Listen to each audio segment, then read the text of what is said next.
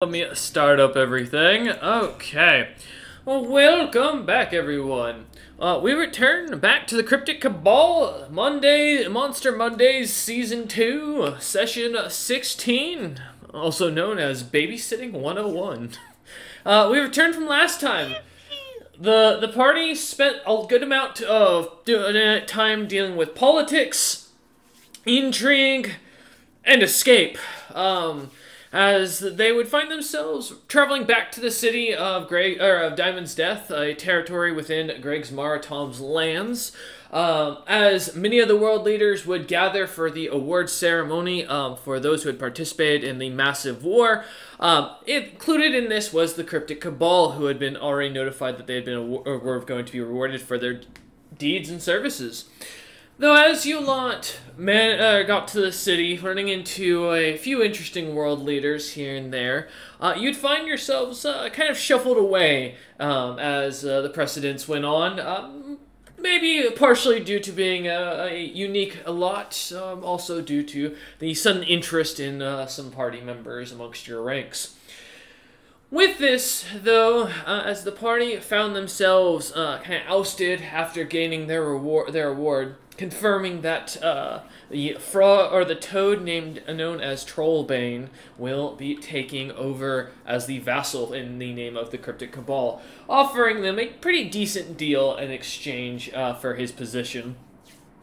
With that, the party headed out with Utham, managing to escape from what was the attack on the city, or on the, or what assumed to be an assassination attempt on Utham himself by two other world leaders. As you lot would find yourselves chasing after him after the orders of Zebril. As you lot would escape the city and find yourselves heading over to where the shipping yard and ports had been set up, you'd unfortunately find yourselves with a bit of a sad goodbye, as Melvin would be informed that his services were requested elsewhere, as you lot instead ended up following after Utham, chasing into the portal and heading to who knows where. As you lot come through this portal, still on your wagons, Utham having charged at top speeds right through, we come back to a city, or an open and very vast city of tents, bone-like structures, teepees, some very few stoneworks, and what looks to be a large nomadic gathering of multiple clans and trolls. As a city expands out of you, as you almost seem to walk out of what looks to be a large square set in the northern portion of the city. A couple of what looks to be stalls set out on kind of excerpts of this square as you come out of this portal. As you look about, the city is pretty quiet, as at this hour it seems something's going on. Though the stormy clouds overhead leave it to be roughly maybe in the evening at this point from what you can tell. As you lot look about, no one seems to be on the streets, as it's almost unusually quiet as you kind of find yourselves gathering together as Utham stops the cart. I cast Detect Magic. All right. As you do so, you detect the portal-like device behind you. Comes off with magic. Let me double check something. It does not actually have... Oh, it does have a skull. This is... is it transmutation? Give me a second. Apologies. Conjuration. My apologies. Double checking my notes here. You do sense the School of Conjuration coming from the portal behind you. It seems to be a magic item in itself, outright made. Remind me, what does Detect Magic give you anything other than the school? And it's actually Divination is the school. The range is 60 feet. Cone-shaped emanation is the target. Okay. And where are you aiming this at? Forward. Forward, just in front of you. As you look about the many kind of areas, stalls, there we go, that's the term I'm looking for. The many stalls where the merchants would normally set their goods out for people to look about are pretty much emptied. Just a couple of wooden stands at this point. As you use this, you do sense magic, or if I remember right, let me double check something, because Utham is wearing a lot of magic. Surprisingly, I'm only wearing like 2 or 3 items. Really? Because most of my buffs are from non-magical upgrades. Oh, I was thinking of the old detect magic spell as well. My bad. As you kind of look forward, Gygax, you don't see any other magical auras other than the one around Utham. Okay. All right. As you look about the night sky overhead, kind of continuing, this clouds not really letting loose at this point. What would you all like to do? I look at Dukes. I look at the. I'm sorry. For the next 50-ish seconds, while the detect magic is going off, I'm just gonna stare at Utham's glow. No worries. My like frosty blue magic glow, just coming off of me. Oh, he glows like I do. Utham's like, this is weird. Okay. That man's weird. I mean, if they're not going to do anything, I'll step out of the cart if we're stopped anyway. Yep. As you step out, night is clearly overhead. You can see the kind of trees and hills to the distance as the many tents and kind of slightly more like leather tied around either sticks or branches or bone kind of set up to make for these houses. In between, you can see hills and trees and bushes almost kind of scattered about. This isn't a developed area as you look about. The town, besides the market center, which as you look about looks to be one of the main market squares, there's not much organization to the town about. But with the quietness and the kind of occasional sound of the wind whistling, it's pretty clear to tell that you came in here roughly somewhere in the middle of the late into the evening.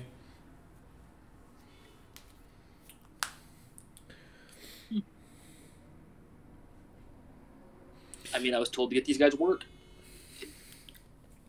I'm gonna go find the closest equivalent of an adventuring guild.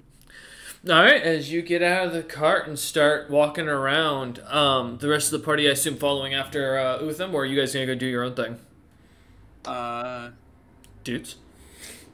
Yeah, I'm gonna get off of the cart, make sure I collect my things. And I will, not closely, but I will follow them. Okay. Alright, I assume the rest of the party follows after. Mm-hmm. Of course. It's true. Alright. As you kind of head forward, as Utham starts walking towards what looks to be a wider and opener, larger street, or what could be equated to a street, as it's a wide, clear dirt path. Heading down the main street, as you do so, Utham, looking up and down the street, you see a sign for what looks to be a simple pillow with a what looks to be a golden glass kind of in front of it. Some red paint kind of sighing down to look like almost like a wine. Below it, it reads in very poorly written common, PILWS plus DIK. Is there any other language written, or is it just in common? It's just written in common as you look it up and down. As you kind of go, like looking over towards the building, you can see the window through the window at the front. A couple of candles lit. People seem to be inside what looks to be clearly a tavern of sorts. A bar set off to the side. Trolls drinking and joking. A couple other mixed races in there, but for the most part, looks to be dominated by trolls and like lesser trolls.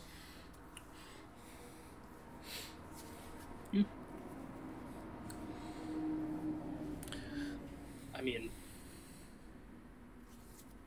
do I see a quest board inside or anything when I look in? From what you can tell, immediately looking, you do not see anything of that, even from the window. Oh, it's late anyway. I'll get everyone into the inn. Alright. as you as you lot kind of follow Utham in, as you kind of have to lean forward, Utham, to kind of bend down to get in through the doorway, along with most of your the soldiers that you have kind of following after.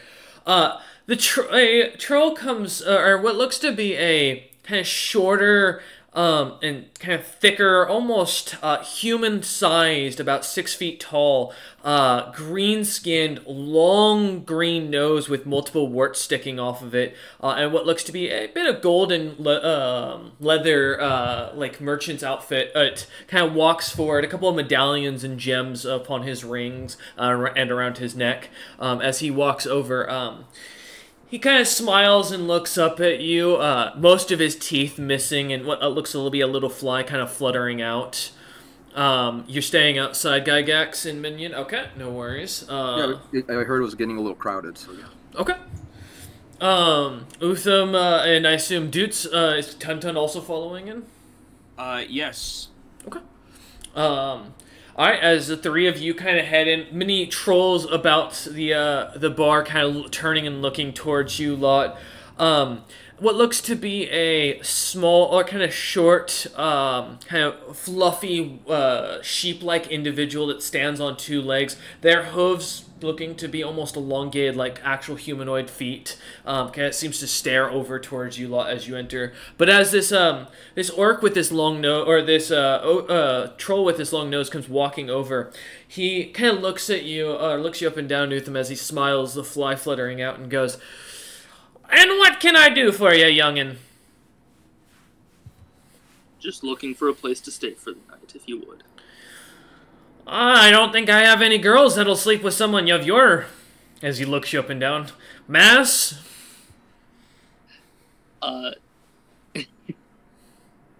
Utham chuckles.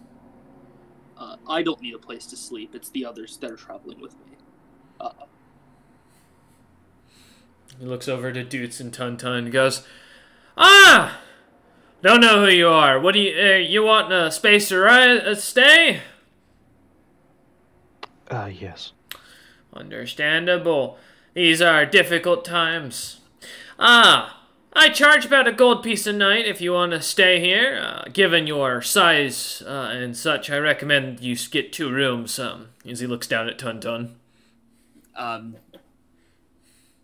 Tuntun nudges Doots to hopefully mention that we have other compatriots with us. We have 2 more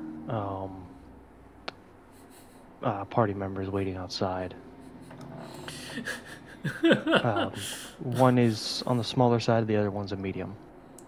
He nods and goes, "Alright. You can either stay here tonight, or you can stay outside the city. It's a gold piece for a room. If there's 4 of you, and given the size of you, I'd assume I'd still recommend the 2 rooms with one of you sleeping on the floor. If not, sleep outside the city. Just don't be caught in the middle of the streets." Kind of like goes to pick at his nose a little bit and then looks back at you as he flicks something away and goes, "Oh, and food does not come with room." Okay. What happens late at night on the roads? Just what I assume, slavery?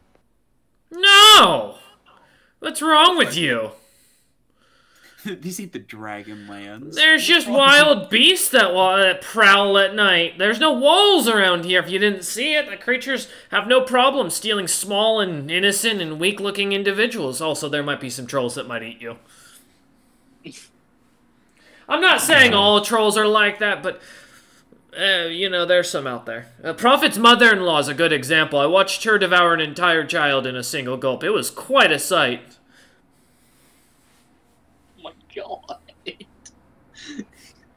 I struggled to keep a straight face at that. Oh, but don't worry, she's, I think, dead? I don't know, Prophet said he sent some group of idiots over to kill her. Might be alive, might be dead. Tuntun will give this gentleman a piece of platinum. Kind of looks down at you and goes, "Your turtle knows tricks!" As he kind of leans down and grabs it. "Alright, I'll take care of your room and board as well as food and meals for, 3 days.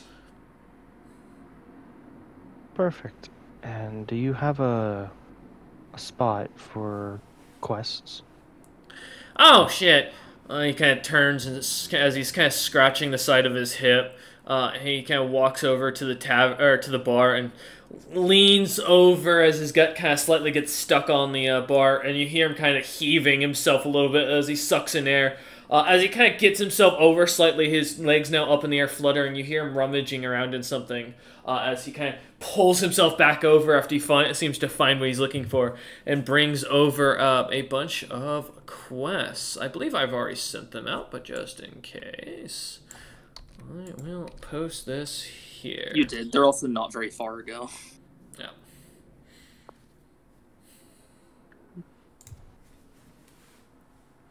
There's a cleaner one up above if you'd like to go look. But as he hands you these, he goes, "These are my copies of what I got. Seiji says to hand them out. Enjoy yourself.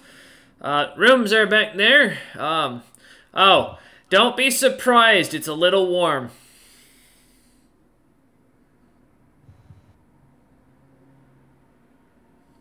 As he just kind of stares at you for a moment, a sly smile, and then turns and walks away towards the bar again. As he kind of pulls himself over and then stands back up after dusting himself off, he goes back to dealing with his customers. Okay. I turn to Utham.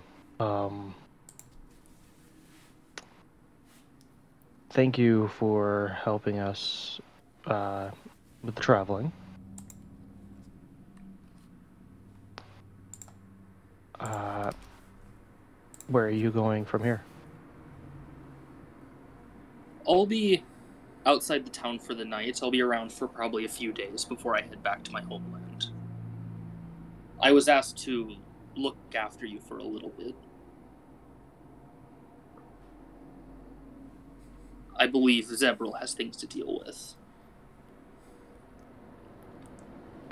Well, I hope it's not too challenging or dangerous for him. Hopefully, if someone could kill Zebril, someone could kill almost anybody.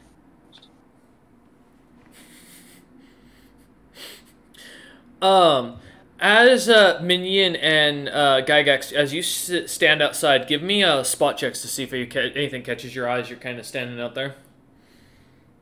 For the most part, this you could hear into the the tavern itself. It's not seemingly very quiet or well insulated from the outside, so a lot of the noise seems to carry through. The building itself being kind of a cheap mix of wood and leather. Ooh, nice roll, Gygax. And then Minion, what'd you get for your search check? That was Spot. Oh, Spot, sorry. Spot, thank you. Holy hell! Alright!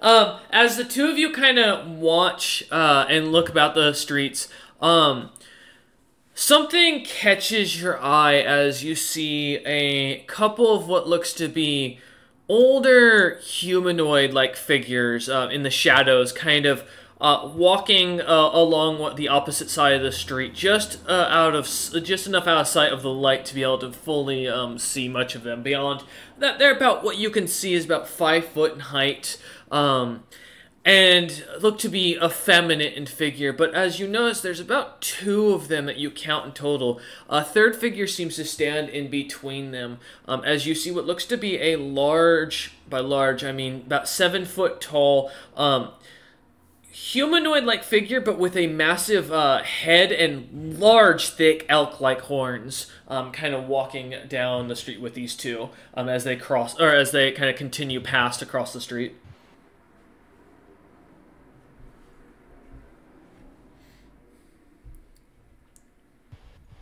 How far away? I say, Min, you can talk. You don't have to type, my man. Oh, no. Okay. If it's not something I'm saying, I just type it. Oh, okay, I got you. I certainly will not interrupt for, like, Oh, rules clarification. No, I just typed that crap. Oh, okay. Just making sure. Okay, I was like, I saw you typing. I was like, wait a minute. You don't feel like you have to be quiet. Okay, good. Exactly. Yes, that's me in the swinging with the club. Nice picture. I like it. Would you say Gygax as well? Sorry, what was your question? How far away are they?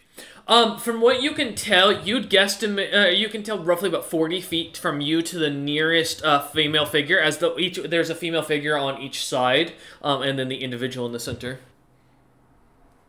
And they're walking towards us or away? They seem to be just on the opposite side, walking along the side of the street. Yeah, I'm just keeping to myself mainly because I'm the new guy. So the last thing I want to do is, hey, new town, let's start a fight. No. So, actually, that'd make you fit right in. But otherwise, it'd be like, hey, it's a town. There are going to be people walking around. That's it. I mean, listen, if our only goal is to gain notoriety, hear me out. Utham loves barroom brawls. I'm so down.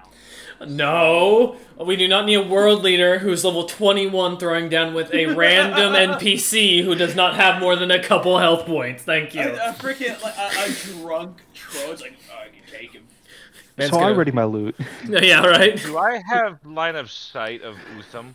Yeah, you can, there is a door. It's more of like a leather, a heavy thing of leather that just kind of blocks the wind. You can, as they walk through it, they didn't really shut it. It doesn't auto shut itself, so you can still clearly see the party, only about 10 feet in front of you. I'm pretty sure I'm walking outside and getting rid of it. Well, yeah, similarly. I psionically link with Doots, Tuntun, and Utham. Okay. 3 people across the street walking towards us. 2 short female, 1 big-headed, horny person. Do they look threatening? They could be just thirsty. I want to do a sense motive on them. Sure. What are you trying to tell? To see if there's possible hostility. I just want to check your ruling on that, DM. Before. Yeah, no worries.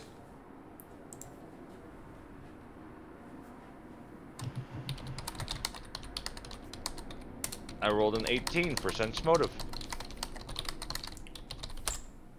Okay. With an 18, as you look onto them, nothing in their body language shows them turning as they continue going straight forward. You do notice the taller, what you can gather now looks to be a maybe male, it could be female. You're not sure about the species enough. The tall individual in the center, though, does seem to kind of look towards you for a moment as you seem to turn, and kind of be watching them as they pass. They just seem to kind of continue on, though. You sense and see no sense of hostility from their body language. Gygax, you are unable to connect to Utham. Then Utham didn't hear me say anything. Correct. But as Utham comes walking out, seeing Minion and Gygax kind of standing at the entrance, kind of just watching the streets, I imagine, fiddling about with, kind of looking about the city, seeing what's about, seeing if there's anything interesting. Utham, as you walk out, for a moment, you feel the same energy you felt back in your city at in the very beginning of this adventure, as something powerful seems to emanate from within the city for a moment and then seems to dissipate just as quickly. As you step out, kind of heading down the street after the rest of your men. So we jump over to Doots and Tuntun, still in the tavern. What are you two doing here? I'll take the copy of quests outside to the rest of the party and update them that we have a room. Okay. As you walk out, Food. As you walk out towards him, Arm wrestle. Tuntun. Okay, I was gonna say, man's gonna jump up on 2 legs. Yeah, exactly. No, yeah, I'm gonna head outside with Dudes. Don't leave that as that is. Dudes can sympathize. Yeah, as you head out with him, as the 2 of you head out, kind of looking over, you see Minion and Gygax kind of standing out there as you walk out. Dudes, Utham already now halfway down the street with his men kind of in tail.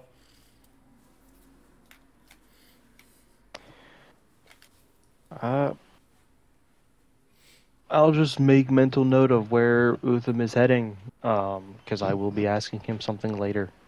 You see as he is walking, it looks like he is heading east. As you see, his men seem to be kind of spouting a lot of equipment on their back. I'll call it free common sense. It doesn't take too much to realize it looks like they're going to go camping outside of the city instead of staying within. Or they're continuing their journey for the time being. Well, in the off chance that, he's going to go leave, I will just catch up. As you'll turn to go tell Minion and Gygax about the quest, the pieces of leather in hand with rewards and painted imageries on them, you turn, seeing Utham heading down with his men, and start jogging after, leaving Tun, Gygax, and... Oh, good. I will be leaving the quest with Minion so that they can look it over to decide what they would like to do. Alright, yeah, as you hand it off to Minion, kind of just roughly kind of shoving it towards him as you rush after, you go run after dudes. Why is the greenie getting a choice here? Okay, fine. As you look at the quest now with just Tun. Wait a minute, I'm the new guy. Why are you telling me what to... Okay, never mind. I like the hunting a massive angry chicken just because it sounds cool. On a more practical basis, who doesn't need a bag of holding? That's a fair point. I don't know what your guys' wealth level is. Probably pretty high if you already have that kind of stuff. But that's the first thing I would look at. It's like, hey, that means you can carry more stuff, which is hard. Yeah. Also, that's like the funniest way to get renowned. It's like, oh, we hunted a giant chicken, drag it in. We can take down Big Cock. Hey, he who has the most toys wins, and you need something to carry all the toys. It's true. It is true. Okay. Listen, I don't know you guys, but yeah, but other than that, everything is fine. I just like that. The only one that stood out to me just because it said massive angry chicken. He's like, what? It got my attention right off. As you kind of look over to Tun and Kat, realizing this is the only individual you have yet to see say anything other than Tun. Looking through the quests, kind of picking the one you want, and I imagine kind of showing him at this point. The other two, we'll jump to the other two real quick. Alright, as we jump to Doots and Gygax, as you start sprinting down this road, easily catching up to Utham and his guards, as they don't seem to be, like, in a hurry. Utham, you hear as the footsteps come rushing behind you, at first only a couple, and then what sounds like a small herd, as Gygax's 52 feet can be well heard now along down the street. Oh, I'm about to be attacked. Alright. Oh, well, there goes two of our party members. Whoops. I'll start to turn as my hand starts going towards my scythe. I will then yell, or not yell as loud as I can, but say, King Utham, real quick before you go. Wouldn't it be so funny, Caleb, if you reached for a service weapon? I mean, come on. Oh, yeah. I go to reach for my lute to play a nice little tune and get gunned down like the person of color I am. Damn! Technically, he's aboard. He's aboard. A lute's a weapon. Oh, it looked like a long gun to me, sir. I was certain there was a hidden weapon in the loot. I thought the handle came out and there was a sword. Fucking terrible. I was fearing for my life.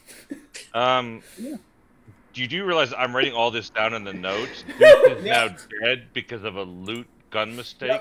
Yep. That's all right. But I'll look at Doots. Can I help you? So I just wanted to ask about. I'm gonna put this as nicely. I'm gonna think about my words real carefully as I'm dealing with a world leader here. You want me to do you a common sense solid? As just frost giants in general. Mm-hmm. They're barbarian culture. They usually just speak their mind. Thank you. I wanted to ask about your unique appearance. Was that the doing of a certain dwarf that I've heard about, or someone else? A dwarf? And I just kind of look at it threateningly. Yes, I believe it was a snow dwarf that was known for doing permanent body modifications. Do I know about the disguised self dwarf clan or whatever they are? Give 'Cause me a. Let's say either gather information or knowledge history. I'll take either. I'm just seeing, like, a dude essentially just went up to one of the most powerful people in the world, like, man, you look weird. In this age, I'm gonna be honest, that's not necessarily a compliment or an insult, given the... You know, it's like, you look weird. Alright, 52 knowledge history. Well, the fact they Why didn't do you get look smacked like for that. You just told a Why do king. you You did look tell like a king that? that. Yeah, especially a king known for his. Yeah, I'd say you're pretty familiar enough with the dwarven culture. However, there's no snowbeard that you've heard of directly that's achieved anything similar to what you've managed, or any other individual to your knowledge that's come anywhere close to your capabilities. I know there's a dwarven clan that leads in more illusions. I don't think they do body modification. Although I haven't visited recently. As if some kind of just ponders. Oh. Well, because I was wanting to know if you happen to know who did this to you, if you could put me in contact with them. Well, you're talking to him. Oh. Myself. Well, I could use your talents. I'm willing to pay. So recently, I found out that I can summon a weapon to protect myself. But problem I is slowly start to back up. I then pull out my loot, but the problem is that this weapon can only manifest in my hand.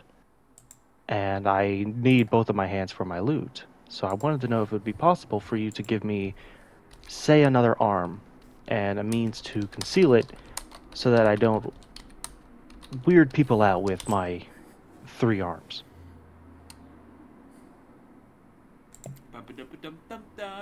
Inspector Gadget.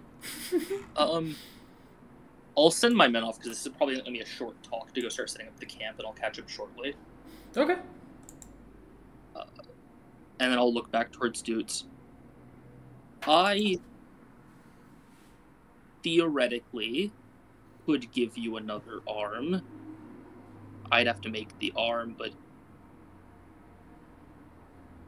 I've never tried on anyone but myself to do more extreme modifications.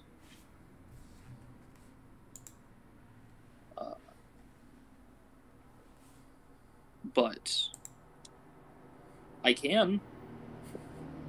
But hiding it's going to be a little difficult.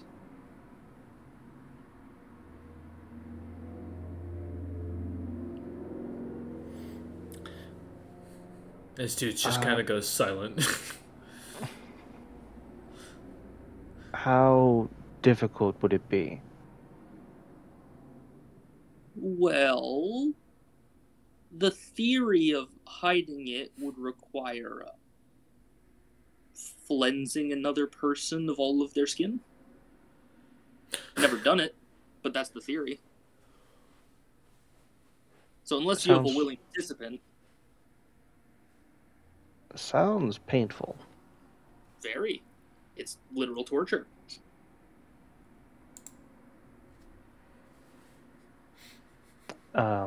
What if the person is... So you're saying if I provide a person, it shouldn't be an issue? I guess not. Utham looks concerned. I usually just take the skin of monsters and stuff. That's why I haven't... Whatever, not my problem. I mean, I feel like there was a keyword of willing in there somewhere. No, that's I'd be something. willing because I don't want to be overheard and hear about forcibly cleansing people in the city.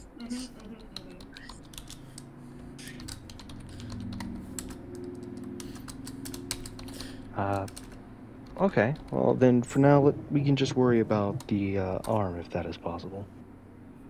Only 1, 2. Where exactly do you want them on your body? Yes. Right now, I would say just the one. And I kind of rub my hand down the right side of my body, right around here, like, I would say here. Yeah, here. I point to, like, the side of my stomach. I start taking measurements of his arm for comparison. Like a tailor. Yeah, as you start kind of working about, kind of taking out your kit, your doctor's kit, as you start taking notes of his measurements. Give me a heal check for that. 47. 47. Okay.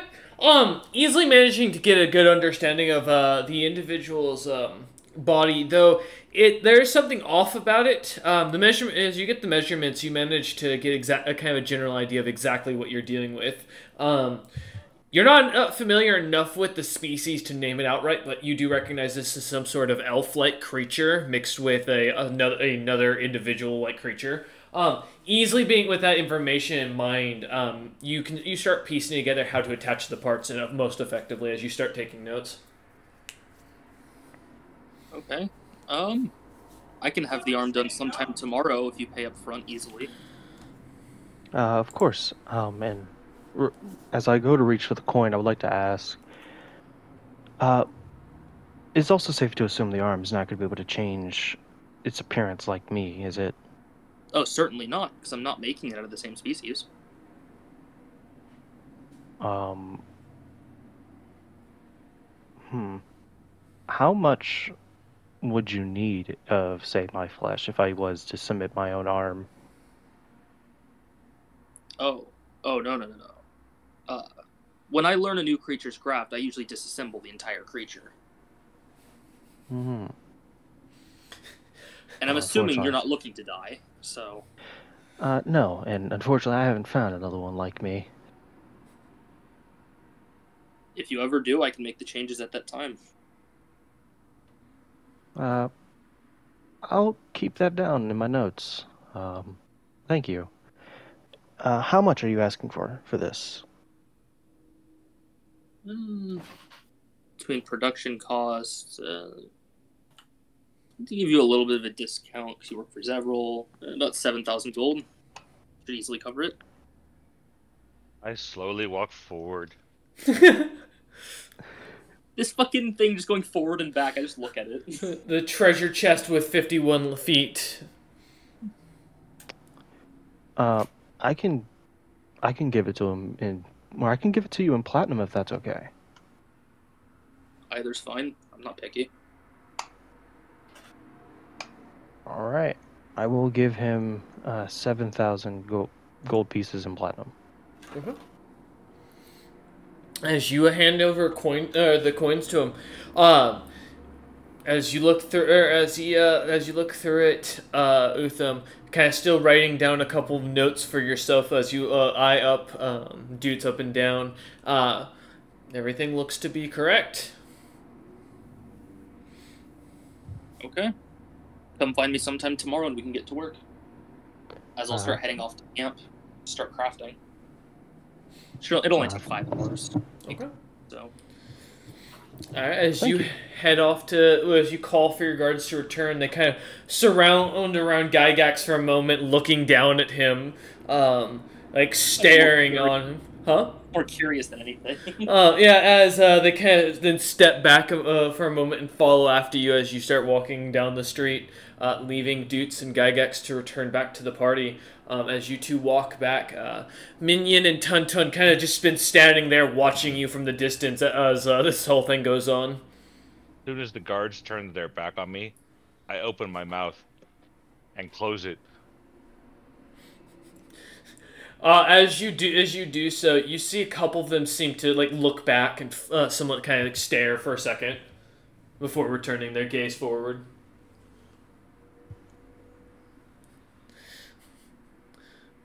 So I take it you looked over the quests and got a feel for what you would be willing to do?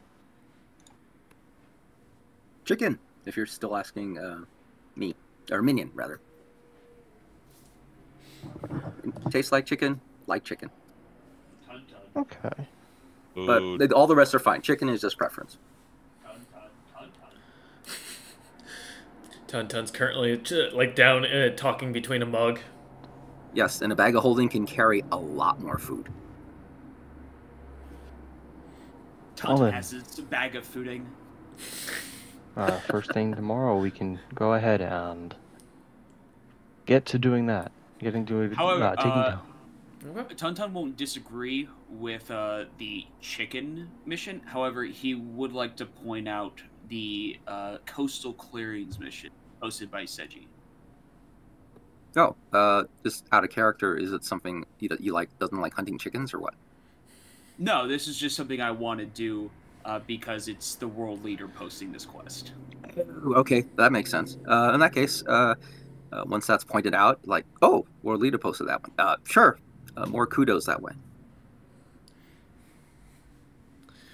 As you kind of look at the two, pulling them out of the pile and kind of handing them back over to Doots. I imagine stuffing away the rest for the time being in case of you find any notes or run into the similar areas. As you kind of look on, Doots, what are you doing? Yeah, I'll put those away in my bag. And I will say, well, it is late. I think it's best we turn in for the night. We have rooms for the next 3 days. The bartender or the tavern keeper did say that does not include food, so that it will be. Caleb.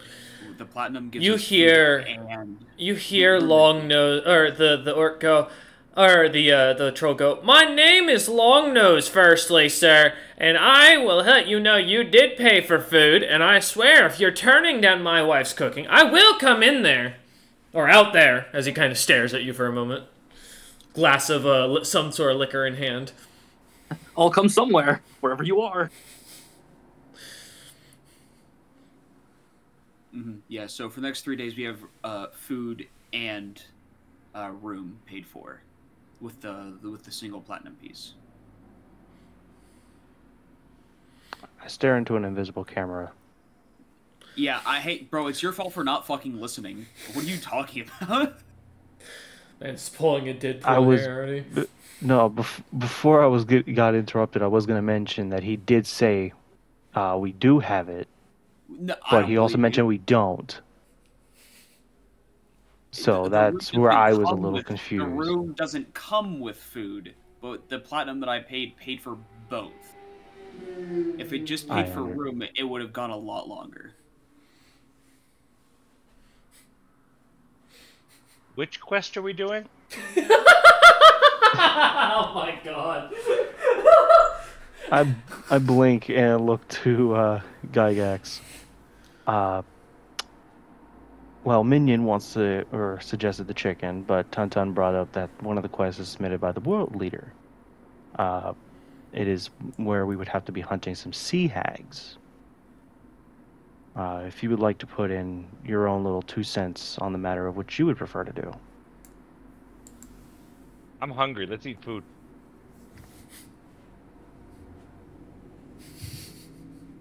I'm going to bed. Dude just stares at Gygax for a moment, then just turns and walks into the tavern. Longnose looks at you and with a drunken smile, with missing more teeth than it has, and points to one of the first room with a giant, like, what looks to be a common version of one, kind of written on the door, or on this heavy leather door. As you go to open it, the first room looks to be a very wide hot spring that has been set up. As you feel the mist suddenly hit you from it, it seems to expand out for about 20 feet by 20 feet for how big this room seems to almost unnaturally expand, even compared to when you were standing outside. This building from the outside is not this big. As you kind of walk around it, heading to the back area, you see a very simple, what looks to be a thin thing of some sort of like fleece, like sheep fur, laid out with a very thick hay underneath it, and that seems to be what it looks to be passing for a bed. I will lift the blanket and give the bed a look over. Does it look clean?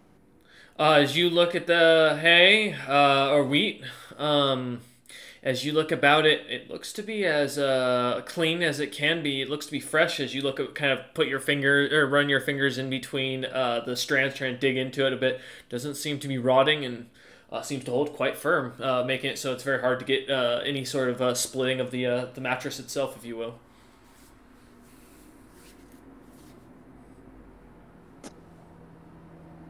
Since it's going to be of no consequence, I want to cast foreseen consequence. I'm going to shut the door and I'm going to cast Prestidigitation on my bed. Okay. I want it clean. Alright, as you do so, kind of going back and closing the very thick leather that kind of acts as a door, you head back over to the bed and cast Prestidigitation. Seems to now smell a little bit more like rose petals, and seems to be even fresher from what you can tell as you settle in. Yeah, I'm going to sleep. I assume the rest of the party follows shortly. Yeah. Well, actually, I'm curious. What kind of food do they serve here? As you sit down, good question. Let me pull up my notes. Don't you Listen, people were throwing out the word notes today, and it's really been sending me. Oh, I can only imagine how Chasten's dealing with all the PTSD. I mean, he said notes too. I know it pained him to say it. As you look over the menu, it looks to be some sort of written as black hog meat in common. There's another word for it in what would be the equivalent of Orcish, if you have Orcish as a language.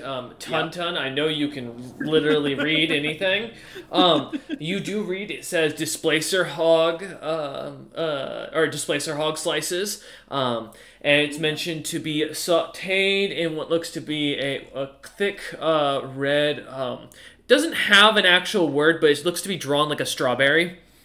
That very crudely 3-year-old or 5-year-old trying to draw for a kindergarten class strawberry. So some kind of strawberry sauce. Strange, peculiar. Looking below that, you do see that there is a dish called Swallower's Surprise, and it has the drawing of a fish on it. I psionically link with Tun. Okay. I want to get some food because I'm hungry. Do you want some? I'm going to finish reading through the menu, but this displacer ham sounds delectable. It does.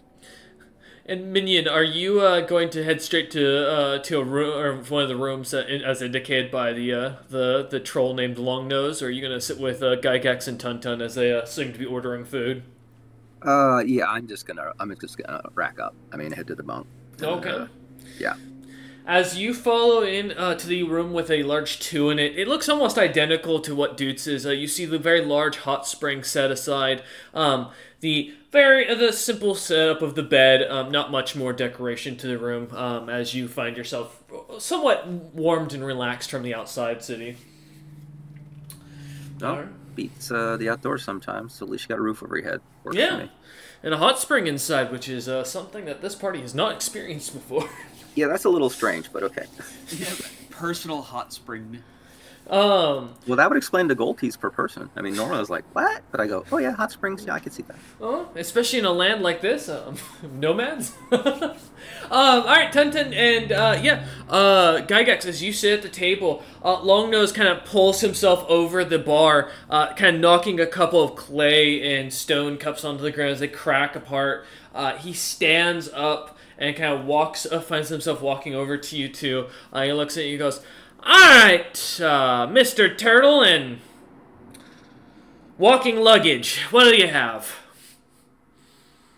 Tun will point over at the displacer boar. Alright, so a hog coming up. Alright, and for you? I'll have the same, please. 2 hogs on a dime. All right. As he turns and goes over the bar again, you see as he kind of pushes open a door and something appears behind the bar, almost as if it was camouflaged or illusion for a moment. As he does so, you see what looks to be a very dark area with a little bit of a fire going, and what you can see looks to be a black pot at the center of the room. As the door kind of closes behind him, you hear some voices, and as he comes back out, you see for a moment, what looks to be almost a large figure kind of leaned over at the lower back, really trying to pull themselves into this room, as it looks like, with his dark gray skin and weird, almost like warts all about their face and body, as they seem to kind of, every time they move, you see it looks like the little warts move with them. But as the door seems to close just as quickly, he kind of looks over at you two and gives you a thumbs up, as Longnose kind of smiles once more. Again, has his less than perfect hygiene of his teeth, kind of shows forth.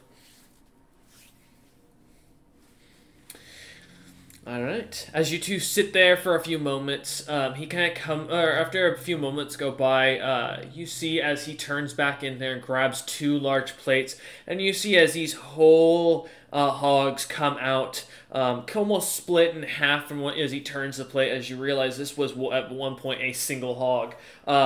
Splits directly down the middle. Everything looks to have been taken out and then cooked up and shoved back in, as they even left the hooves on that looked to be slightly pickled, as you kind of smell near the top of them. As he kind of sets it down each side in front of each of you, he kind of smiles and goes, "All right, enjoy yourselves. The wife cooked over that for quite a while." Ah, damn it, Wolf, you beat me to it.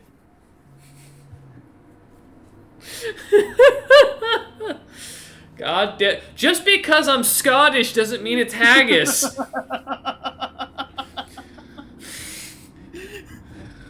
Next, you're all gonna be saying you expect me to play the bagpipes. You described it that way.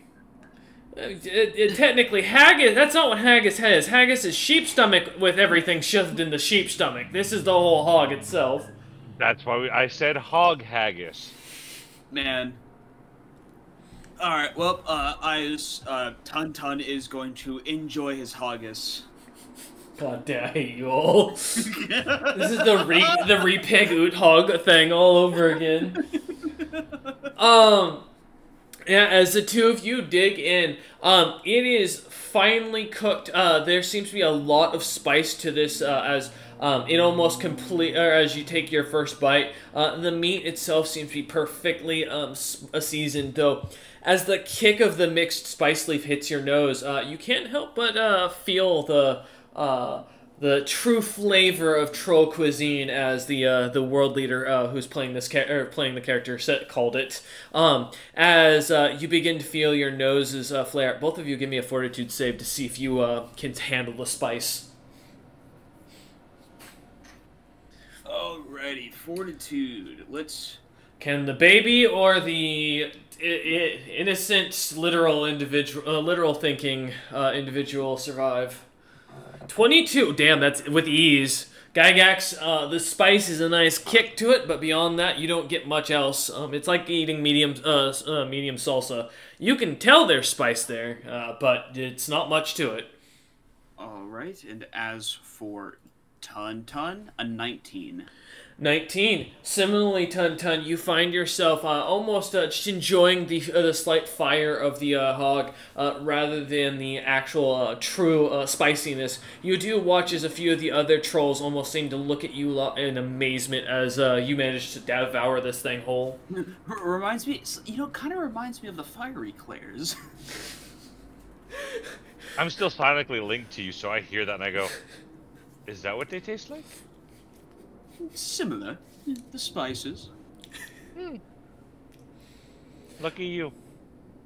I think I haven't have enough room for the other thing on the menu. What was it? Chef's Delight? Swallower's Delight. Swallower's Delight. With a fish picture. I wave at the troll. Can I try some of the Swallower's Delight, please, as well? He looks at you and nods and goes, paying customers? Anything for you. Tuntun will also chortle in, saying he wants one too. Make that 2 of them, please. 2 fishes coming up fresh. He kind of turns into the back door once more, coming back out a few moments later. Now I'm curious, what are the other trolls eating? Because it seemed like they were surprised that we made it through eating this. As you look about, many of them looks to have bowls of what looks to be like a yellowish porridge with some sort of like brown liquid on top, kind of consistent to like what would be syrup, but like a bit thicker and gloopier. Oh, kind of like what old beer used to be like? Yeah. You could also maybe kind of almost call this like a molasses-like appearance as you look at it. Molasses. Yeah, as they seem to be kind of staring at you lot as you eat that thing, kind of almost in amazement. It's like, by God, they can eat his wife's cooking. After a few moments, you watch as Longnose comes back out again, a plate in hand each, and sets them down and goes, "All right. If you manage this, you stay for free." Wait, what? We've never had an individual manage to eat 2 plates in one sitting. Last one, as he points up his nose up towards what looks to be a painting of a very fat troll that looks almost so rotund they can't move, as the little legs depicted on them look like they're like swiveling about. My God, is he dead? The individual Longnose goes, "I don't know what happened to him, but, enjoy!" As he turns and climbs himself back over the bar, kind of now ducking down beneath the bar a little bit. Is this going to be a fortitude save? It is. 27, natural 20. Oh my God. I'm a professional eater, guys. This is Tuntun we're talking about. God 26. damn. 20. Jesus! We're champions! Alright, new decision. Cryptic Cabal is no giving up monster hunting and just gonna go around doing eating contests. Yes, we are connoisseurs of cuisine now. There you go, Minion. That'll be your new kind of questing line. How's that sound for you? I'm totally cool with that. Eat to gain XP. Actually, there's a comic book based on that. But, yeah. Well, light novel translated to a manga. Yeah. I don't think they made an anime yet. I was gonna say there's quite a few. I can think of. But yeah. Anyways. Actually, that gives me an idea for something later. As you manage to down this thing each, you feel as your stomach starts to grumble, both of you, and as you kind of both let out a satisfying belch, you watch as Longnose pulls himself just above, peering over the bar, his eyes kind of squinty eyes looking at you, and goes, They're gods! This is the notoriety we're looking for! That killed 3 of my sons! How? He kind of looks at you as he stands up, climbing over the bar, and goes, "You eat for free, gentlemen." I thought you said we stayed and eat for free. That too. Enjoy yourselves. Here, room each for you. Oh, fuck yeah. I look at Tuntun and I go, are you thirsty? I'm thirsty. Tuntun nods. I look at Longnose. Can we have some drinks, please? We're thirsty. You see a kind of a curious look in his eyes for a moment. Go. Yeah, I can get you something. I'll give you a house special on the house. He turns. And says, how does the rest of the house? You see wide open mouths and shocked eyes, looking about the room as you see one of the trolls that kind of walks in. Looks at you hearing this and sees the smile on Longnose's face and kind of just turns and walks back out. As Longnose offers the special drink, I go, I'm kind of a big guy. I'm gonna need a few gallons. You sure? Yeah. Alright. Thirsty. 1 tough brew coming up. As you see, kind of scratches his stomach as he climbs over the bar, walking in and comes back out a few moments later. A large glass set in front of Tuntun, and a cask is set out in front of Gygax as he pulls it over, setting it down on the side of the side of the table and goes, I'm gonna be honest. I don't think you can drink this.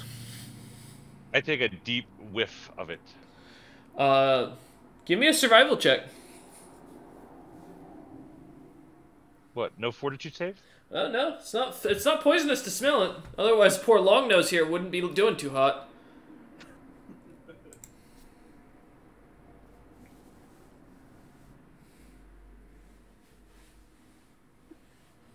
13. As you take a smell of it, it is coppery, and slightly, you get a slight scent of sweet berries coming from it. Ooh, this smells like it could be tasty. Blood and berries. Longnose just looks at you, eyes wide, waiting to see if either of you are going to drink it. You only put a glass in front of Tun Tun. There's a whole cask in front of Gygax. Is the top of the cask open? Yes. I lift it up, open wide, and start just pouring it in. Tun Tun will also take a drink from his cup. Tun Tun, give me a fortitude save. Gygax, give me 2 fortitude saves, please. Yes, good, yeah. Oh, one of the ones that, Utham, got me onto, Minion. Very good, manga. 23. I ran a character based on that. Yeah, he did. Ooh! Oh, no! Oh, The first one I saved, the second one... Alright. As, Tun Tun downs, or takes a gulp of his drink, the flavor, Tun Tun, you find yourself slightly, almost, it tastes familiar, but then it gets really bitter and really just almost hard to keep it down as it turns to cough syrup. Berries to my troll ass. Come on. God damn it.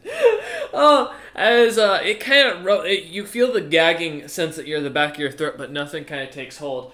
Gygax, as you start downing this, you feel your stomach starting to churn as you turn it over, but as it's too late and the barrel's emptying, something thick and heavy plops into your mouth as it slams down, something as this fleshy piece of what looks to be a large crow's head kind of lands on your tongue, and you immediately find yourself vomiting up the drink, the haggis, or haggis as you called it, as well as the fish, as it just goes flying across the floor. Can I do a reflex save to see if I can make it outside before this happens? Sure, I'll take that. Yeah, why not? Tun Tun chortles in victory. Tun Tun's got a small glass on this, and hasn't gotten to the bottom of it yet. I reflex save outside. 21, yeah, as you feel the thing hit your tongue, closing your mouth and dropping the barrel unceremoniously as it hits and kind of collides, slamming into the table, causing Tun Tun's drink to go to the ground. You turn and rush out to the door, managing just to barely shove the leather out, or the leather that acts as a door out of the way as you just unload into the middle of the street. As that piece of head goes flying into the center and the rest of the items go kind of tossed out. You see Longnose kind of looks at Tun Tun and then looks over at Gygax and goes, with a smile and a giggle, and goes, I knew he couldn't do it. No one handles tough blood. Not to that degree. You see that big fella up there? He points his nose again to the really blimp fella, and he goes, that individual tried to do the same thing. That's what happened. But, I like you. You did well, as he looks at Gygax kind of walking in, I imagine with a bit of a sad face for him. Can I have a different drink? I need to wash them taste out. He said, I need water. Longnose nods and goes, I'll get you a barrel of water, you'll be fine. He nods and goes, enjoy yourselves in your rooms. Why don't you all have a good night while I fix my table? As he kind of picks up the barrel and tips it over again. So at the end of all this, how does the tavern folk see us? As the looks of shock as you kind of start to head over, and As you kind of turn your head towards the one sitting at the bar, you watch as they kind of like almost jump out, kind of moving themselves away from your head, kind of close and pushing the chairs between themselves. As you head into the hallway down to your rooms. What are these creatures? Able to eat and drink that and not die? And as I go to my room, imagine a treasure chest going, yeah, yeah, yeah, Yeah. all the way to his room. Well, if that wasn't at least getting some notoriety in this town, I don't know what is. However, Tunton's gonna have a nice soak and then go to bed. As you spend the rest of the night enjoying yourselves, sleeping through, you find your dreams almost relaxing and pleasant, each of you. All reminding you of your hometowns, a pleasant memory, an individual you care to spend time with. As each of you kind of come to around what you assume to be early in the morning, the tavern outside, as you kind of each find yourselves walking out slowly, seems to be almost unpopulated. As Longnose sits there drinking what looks to be a thick brown liquid, as he kind of looks at you and goes, "Ah, if it isn't the grand vomiter himself," as he smiles over at Gygax. What are you drinking? This? It's thrycreen root. Can I try some? Sure. Kind of hands it to you, and kind of as you go to sniff it, it's got a slight sweet smell, but also a bit of an earthy tone to it. As you take a sip of it, it's almost tastes like a very thick tea. You get pieces of what tastes like a sweet potato. As you kind of try it, handing back the mug, he kind of pours himself another glass another cupful from this really hefty-looking cauldron off to the side. As he looks at you a lot and goes, Utham went off on his own thing. The tall storm giant fella? I think he's a storm giant. I don't know. He looked like a storm giant. Said something about leaving you lot to do something. Though that he'd be outside of town in his camp if you needed him this morning. But he's planning to take off afterwards, so if you guys don't need his assistance, I'd recommend. He's gonna be gone for the rest of the day. I doubt he's gonna be looking to stick with you lot. And the bodyguards and that they were giving me a mean look. I don't think they're much friendly to the types like us. I mean, can you imagine? They looked at my face and thought I was a threat. I mean, this beautiful mug. So he kind of smiles, kind of looking about. Tunton nods as he himself isn't exactly a friendly-looking creature, to be honest. Fair, yeah, fair. I've seen worse. I think back to the troll heads I have eaten. The surprise in their eyes, the morph trolls, yeah. Grand Vomiter? Is that some kind of secret code or title or something? I'm actually saying that very quietly. You are in the witness of choleric gods, sir. What did I miss? You see Longnose kind of looking about before you and goes, "Oh, enjoy your questing today. I don't expect you'll be coming back for round 2, you walking luggage." You sure? Oh, you gonna try it? I look forward to it. The wife's gonna cook it up extra special for you. Put a wager on that. Make it interesting. Why? We already get free food and board. Yeah, I've never seen a walking treasure chest shoot a corpse halfway across the streets. It's a new record. Little Timmy up there couldn't even make it halfway across the floor. Now, to be fair, the rest of his bits did. That's another story altogether. I want to ask what A happened mimic last got night. an but upset stomach? That does not compute. Well, I can't say compute, but that doesn't make any sense. Mimics eat everything. As you look over and see Gygax and kind of looking outside slightly, Minion, you see the still slightly melted corpse of the haggis and fish kind of out in the middle of the street. And what'd you say? Ew. What'd Wow, you I'm say? surprised any kind of edible trash would still be out there, because Well, I don't think was I awake when they said that there's lots of wandering things that like eat stuff. You weren't standing inside the tavern when they mentioned Okay, so I didn't it. hear that. Yeah. No, yeah. But still, in the middle of a big city, it's kind of unusual to see that. Well, actually, it may not be. Maybe that's just normal. Foreign culture. What'd you say, dudes? So it's more of a mental note, but I am questioning what the hell did these two do last night? Nothing bad. As the four of you kind of sit around the table now with the two quests set in front of you, looking at them and kind of flipping them over to read more of the detail. You do notice that the dire chicken one, as well as the hag or the sea hag quest, look to be in the general same direction. Both seem to be north of the city and roughly in the same general vicinity, though a few miles apart by the general depiction. Well, I say let's start with the chicken, and then see about how we feel afterwards going to deal with the hags. Tuntun is content. Okay. Dudes, Yes. what are we gonna do? Hag or chicken?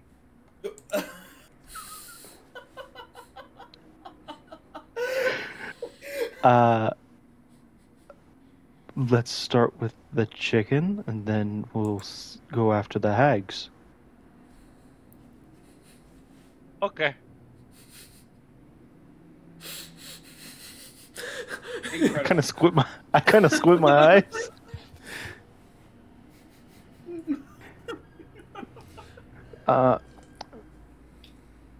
Real quick, I got something to go do. Meet me at the northern part of the city. I have to go Melvin meet up says with I them. had to keep an eye on you, so I have to stay with you. You're just gonna see me get surgically attached with a new arm. Okay. Alright, looks like I guess Minion and Tuntun are going on their own little adventure. Well, we're splitting apart. Why? Don't worry, we do this almost never. Yeah, I mean, if y'all want to tag along with me, I don't care. Oh, well, okay, whatever it is, go do whatever you're gonna do. We'll just head out. As Minion and Minion and Tuntun are going one way, and Dutes and Gygax are going to another. All right. As we're gonna start with Minion and Tuntun. As you two head up towards, start heading in the direction of the northern gate of the city. Well, gate is a loosely used word. The northern end of the city, as you follow the large open road or main road. Coming to the center of this this large city, you do see what looks to be a massive grouping of tents and large bones with huge bits of leather kind of covering coverings to create this massive conglomerate of tents all together. At the center of this city, what looks to be a large troll with their outer screen skin seemingly moving about almost unnaturally as something underneath the skin seems to cause it to move.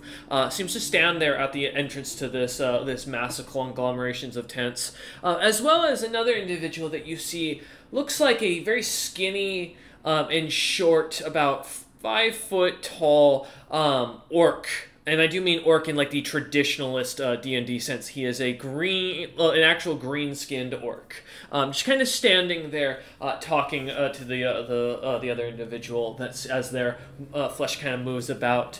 As you look, kind of pass by, you see as the Tuntun kind of looks off to the side for a moment and seems to find something kind of almost interesting with a quick merchant stall as the orcish fellow comes walking over. A big smile on his face and a cloak on his back as you see him running up. Could it be? As he smiles and goes, I can't do Daka's voice to save my life. I really can't do the orc voice. Remind me again how Daka's voice was done. All right, it's been a while. Well, how are you gits? Yeah, there you go. I can't. Yeah, there it is. The very rough ground. I just want to talk like this. If you're familiar, Minion, with the 40k orcs, that gives you a good picture of where the voice is inspired from. As this individual comes running over, a big smile on his face as he sees you and Tun and goes, "Well, I can't fucking do it, man. I really can't." Don't worry about it, bro. I'm not gonna try to do the voice. I apologize. As he comes over and just smiles and goes, I've got some missions from the big brain for you." As he kind of hands you a docket of, or what looks to be a leather-bound book. As he smiles and goes, I was told by Long Nose about something about you taking on some sea hags. Good luck with it. And he kind of stares at you for a second and then kind of turns and starts walking away. Minion, you've never met this individual or know much about him, but you do remember the troll from the tavern, of course, being called Long Nose. Yeah. So I'm a little puzzled why he just sought us out, since we're not the main group, but I'll take a look at what he handed us. As you look through it, it looks like, as kind of look at the cover, it reads in very badly written common, as like a person just learning how to write was trying to put the letters together. It reads Hags 102, but the 2's got like an X crossed out into it. As you flip the page, it reads Sea Hags, don't fight when wet. And then it has a picture of a really large fish woman that's holding what looks to be a piece of seaweed as a staff. It's been crudely drawn in there. As you kind of flip the page, it reads, Green Hags, don't fight Granny. And it shows a very fatly drawn, kind of female troll with very dark green skin and a traditional black witch's cloak, as well as very large and wide black bloomers as well, and a little pointed hat. And it looks to be a very wide troll overall. As you flip the third one, it just reads, Me like, and it shows a very large, very well built female hag creature. As they look to be almost very completely muscled to the nines. As you flip to the fourth page, there's nothing else there. Okay. So, other than this, well, no, every bit of information counts. I now know there are different kinds and they have different names. Right? Know your enemy. Yeah. So that might come in handy somewhere, somehow. Yeah, I'll just keep it and I'll throw it in the pack because obviously he considered it something of value, so whatever. As you kind of seeing this and kind of accepting this, putting it in your pack, away in your pack, Tun kind of looking back over towards you, seemingly now has what looks to be a very thick pastry-like object in his mouth as he walks back over as you two continue on your destination. Listen, all right, fair enough. Trolls can make some pretty big pastries. They know what's up. As you two eventually find your way to the northern gate, northern exit of the city, as we kind of walking up there, you do notice a small little barracks on one side of the street, a little stone building that's about 5 feet in height of actual stone, and then on top of that looks to be tarps kind of attached to it to kind of expand it out. A couple of what looks to be green-like trolls just kind of standing outside with their long black hair, wearing what looks to be a mix of colored metals amongst their body in the similar fashion of plate. Across the street, you see a long stone building with the words in common written "No Go" and a big boarding up of the doorway for the building itself. What looks to be a kind of a thin wall looks to be kind of blocking most of the front porch of the doorway. As you two come to a stop. As you kind of stand there for a moment, we'll come back to you lot in a second. Doots and Gygax, as you find yourselves back heading out towards the eastern end of the city, Takes about a good 20 minutes of walking as you find yourselves kind of out on the outskirts, seeing the large camp of two carriages circled around, and what looks to be about roughly 20? Is it 20 bodyguards with them? My group technically is 29 because I lost. Yeah. Oh, okay, 29. Yeah, as you see the grouping of about 29 kind of frost giants in and about working around a rather well set up camp, a few tents kind of set aside, a weapons rack off to the side, a decent fire going where you can smell something cooking. As the guards kind of seeing you walking over, dudes kind of step aside as you walk into the camp where Utham is found kind of poking at a fire as the fish kind of cook on sticks next to it. Food. Gygax staring at the fish on the wood. Yeah. I take it it's ready. Of course. I told you to be ready by today. So how do we go about this? Should I lay down? I'll bring him over to like a wooden table because I don't exactly have a full medical setup in the middle of nowhere. Yeah. As you walk him over. Yeah, as you walk him over to a table and kind of have him roll onto his stomach, you pull out your surgical kit, setting it aside as you pull out the arm out of one of the carriages. I go sit with the guards. Are you gonna watch this guy, Gax, or are you just gonna kind of stare at the fish while they cook? I'm gonna sit with the guards and hope I get fed. All right, give me a charisma check, we'll call it, to see if you can put on the puppy dog eyes well enough to get fed while this happens. And Utham, give me a heal check. Well, first, is Dude's immune to sleep? He is, because he is a Lachey. They basically are elves in the Fae. I guess you're having awake surgery, unless you want me to physically knock you out. Swift kicking nuts. That's not... Well, actually, it depends on how hard. It might knock you out. I can knock him out with a couple of hits. It's just not going to feel good. It's just... I imagine 1 HP and stabilize him. I mean, I imagine it's not going to feel good being conscious either way.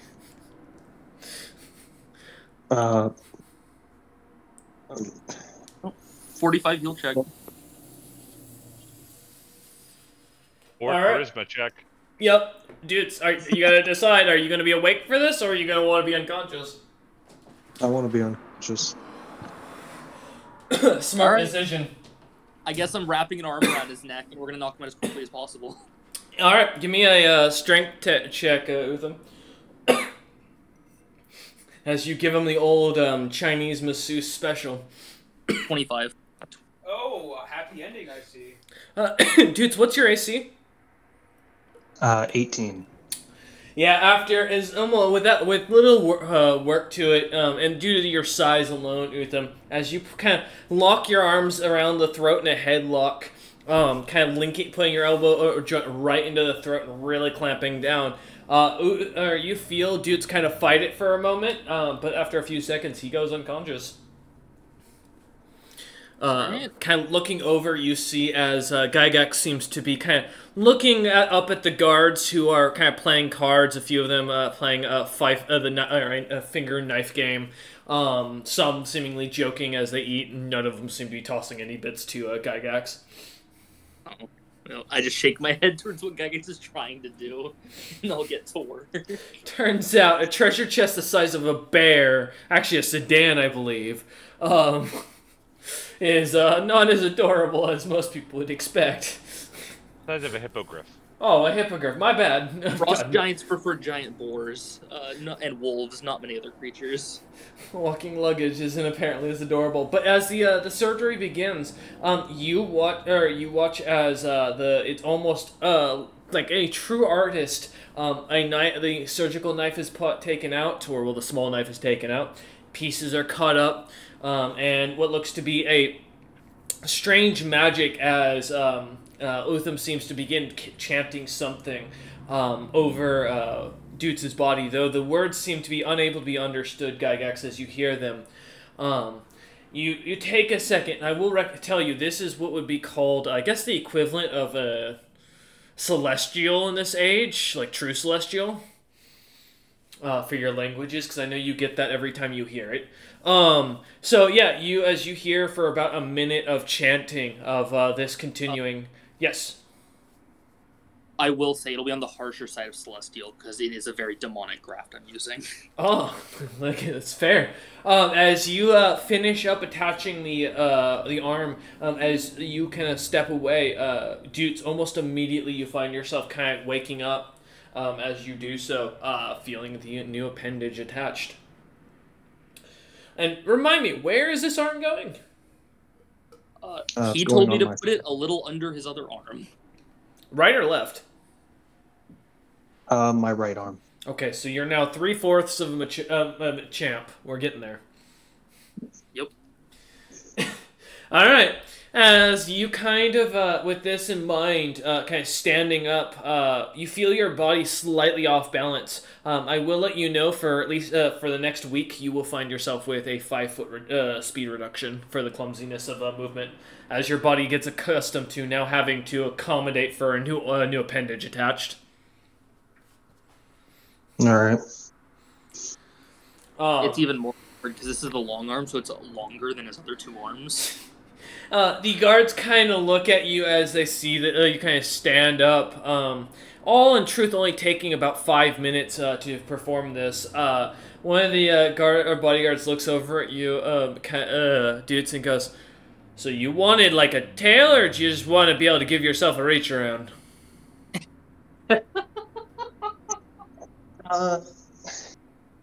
I'll chuckle at that and say, no, so I can do this, and I will try to summon the sword in the new arm and play a few notes on my lute.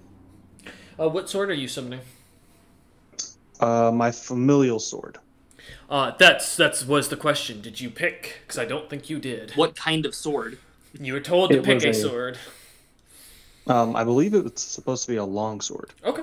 Yeah, as a beautiful, well-designed bronze longsword appears in Dutz's hands, the guard just looks at you and goes, "All that for a sword and to play an instrument. Seems like a waste, but alright."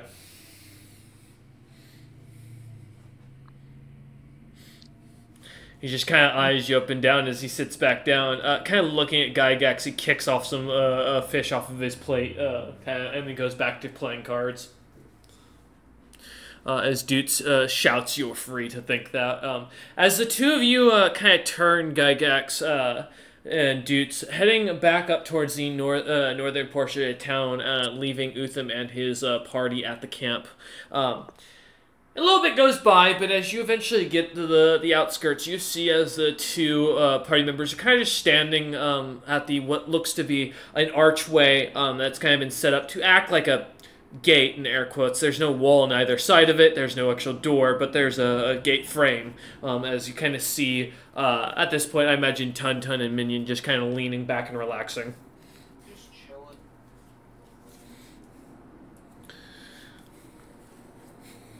Deuce now has a red-colored long arm and claws. It's true. As he comes around, coming up to you, lot, you find yourselves gathering, deciding, or kind of as you come together, kind of looking at the map that Dutz has, pulling it out. You lot begin your trek north. And I'm still sucking on the fish bones with half the tail sticking out. All right. That's good to hear. Alright, someone give me a D100 roll. For the first day of travel, let's see how quickly you guys run into something or anything. You know, Minion, I appreciate you rolling as low as you did. This makes my life so much easier. As you lot come about in half a day's journey outside of the city now to the north, having passed the massive mountain that kind of symbolizes this the center of the city's kind of focal point, if you will. You lot pass by that, heading through the deep forest, and find yourselves now hearing the ocean only a few miles, it sounds like, away as you notice in the open field this creature kind of walking about let's say 7 miles ahead of you roughly at this point, as it kind of seems to have its back to you. As you take a look, you see this, and I'm going to give a full description. A long-legged raptor-like creature with this strange kind of like unicorn head and a duck-like mouth and face, though with tentacles coming off of the beak. The horn, though from this distance, is hard to make out. This creature is rather what looks to be quite wide from this distance. And Almost looks like he had dinner at the same place you guys did.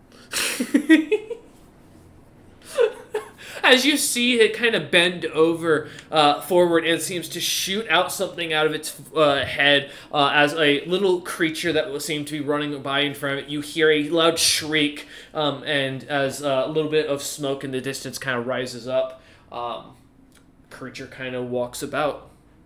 As you look at the quest paper once more, something occurs to you, dudes. This looks a lot like a chicken. Well, it is a chicken walker. Doesn't look like it, but it's not chicken. Did the quest provide illustration of what the creature looked like? It looked to be more similar to a large walking duck, but with more feathers than this creature seems to have. As this creature looks to be very smooth skinned with a couple of large, scaled like objects on its back. However, size and general design, it's almost exactly the same creature,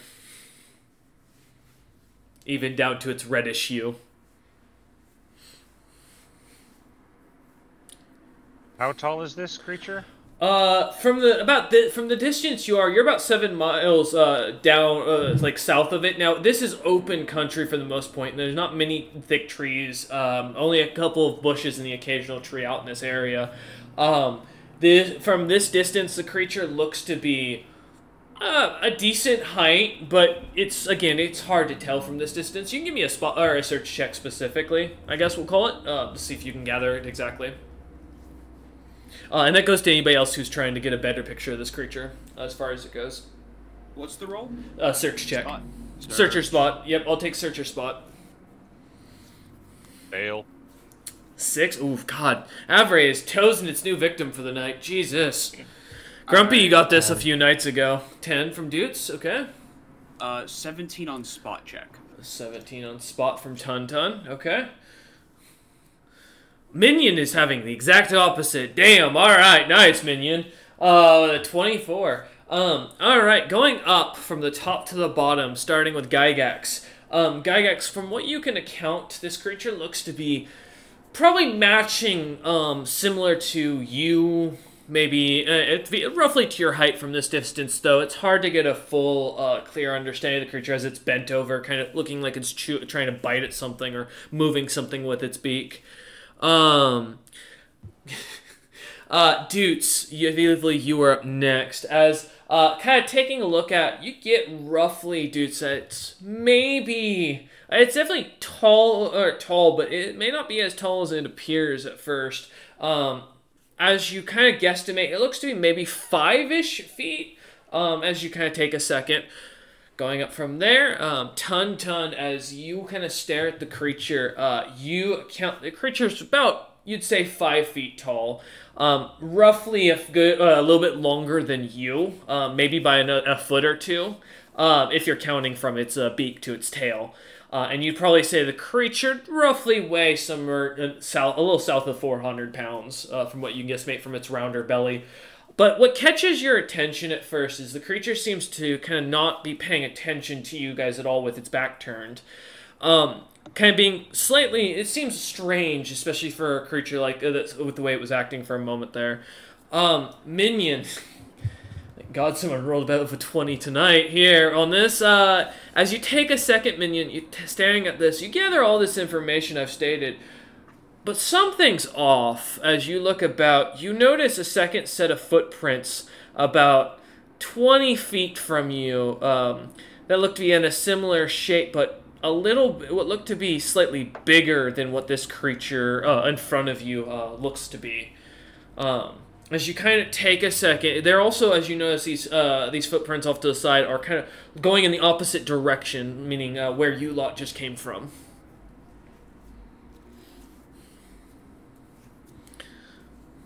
I'm having a little trouble visualizing that. So you're saying that it looks like something went behind us and kept going that way? It looks like the tracks you see, a creature at some point had been walking through here, looked to be larger than the one you're seeing in front of you, and looks like it at some point had gone back the same direction you guys had. Meaning you should have, from what you look, from where the tracks go, you assume you'd be able to tell or have seen this creature earlier. Oh, so we should have crossed tracks, but we did not. With, I guess, Mommy or Big Brother. Yeah, I'm thinking if there's a bigger one, the reason why we didn't see feathers on this one is probably because they might be recently hatched infantile. I think Mama's around. Well, this is not what I had in mind for Angry Chicken, but it is a relatively close enough description. If I want to consider the source, the same wondrous illustrators that gave me this this field manual tag. Yeah. Mm-hmm.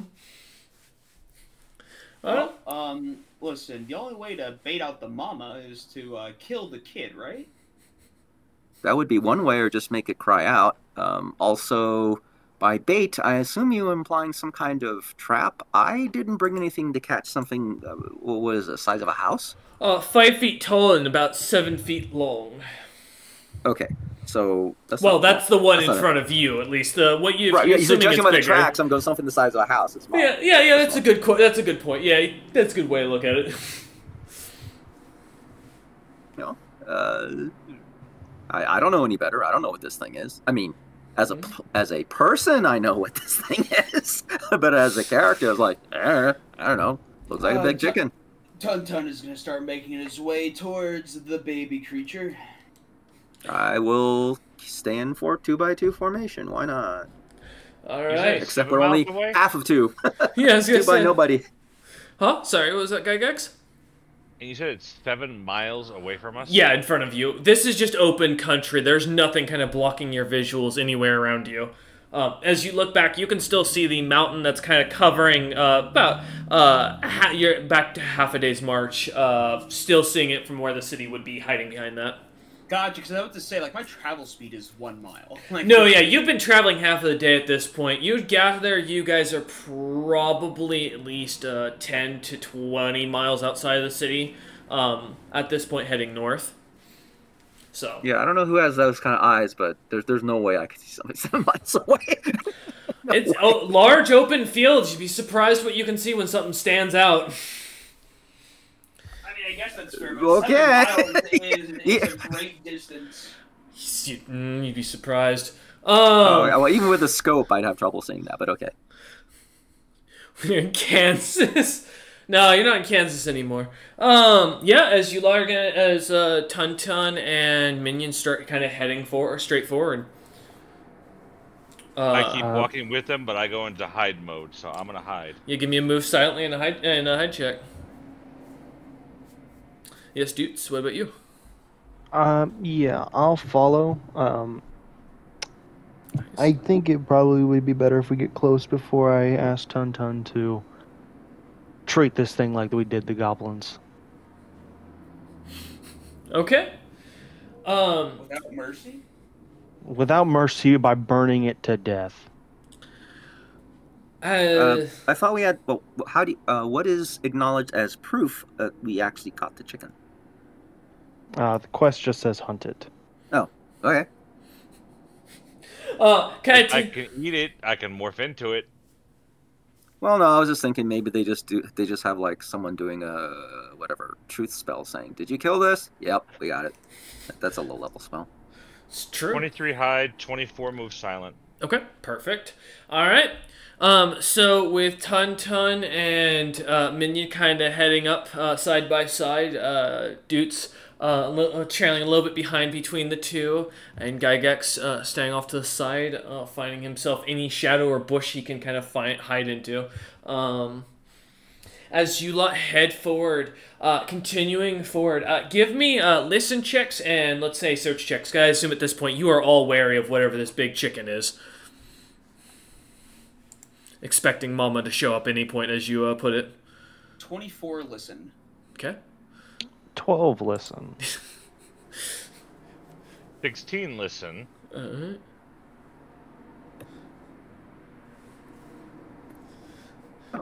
Oh, that works. Doesn't work. 24 search. Okay.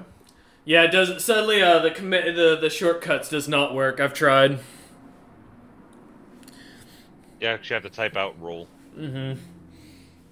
I rolled a d10, but whatever. Take the result. So add 20. So that is. Oh no, I can't take that. Dang it. Yeah, you're good. No worries.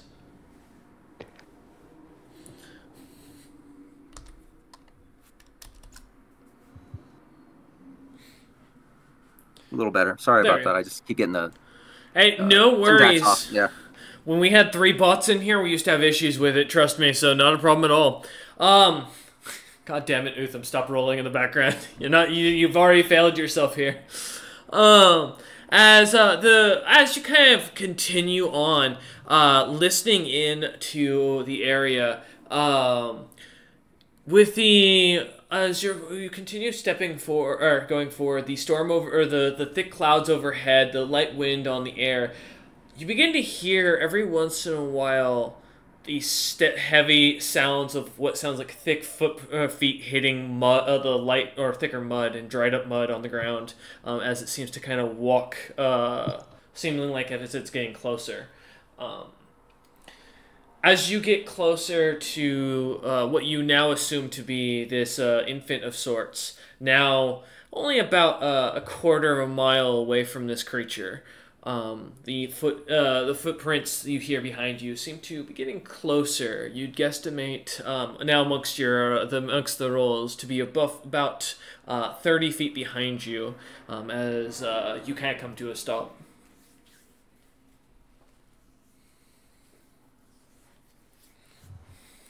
Alright, what's the plan, guys? Don't get eaten. I can agree with that. Hoorah. I psionically link with everyone.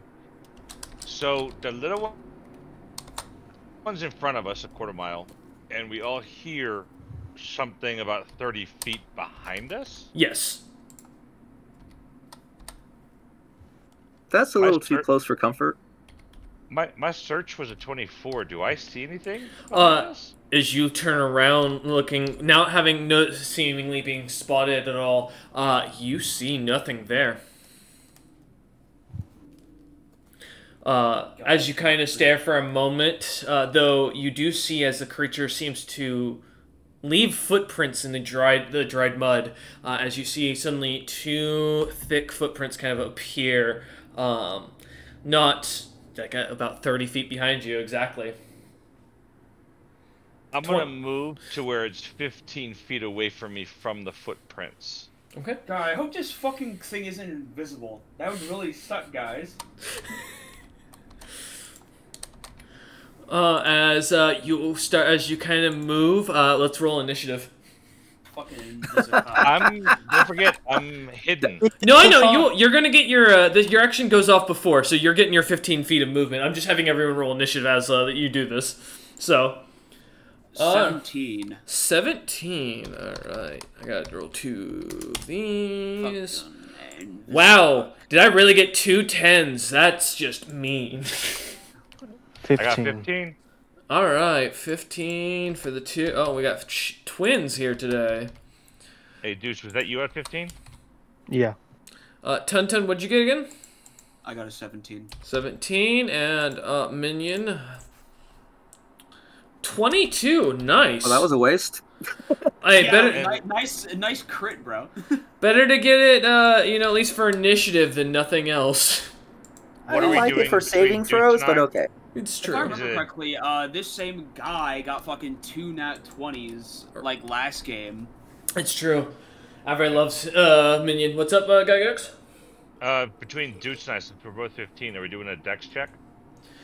Yeah, go ahead and give me a... Well, no, it's whoever has the higher dex of the two of you. That's what I mean. I have a 14. Dudes, what do you have? 17. So Dudes goes first. Okay. Yeah, because that's how, if I remember right, that's how it's set to the rules, so we just want to try and stick with it, keep new players easy with it. Few rules we stick to here. Alright, Minion, as you take a second, being the first up, as you look about now half a mile in front of you, stands this creature, this smaller creature, about 5 feet tall, again, featherless, and looking down at, looking away from you and facing kind of away from you as it seems to be chewing or moving something with its beak down on the ground. It's hard to tell due to its face kind of being mostly in the way to what it looks to be moving, but it doesn't take much imagination to realize the creature that squealed earlier would probably be what it's messing with.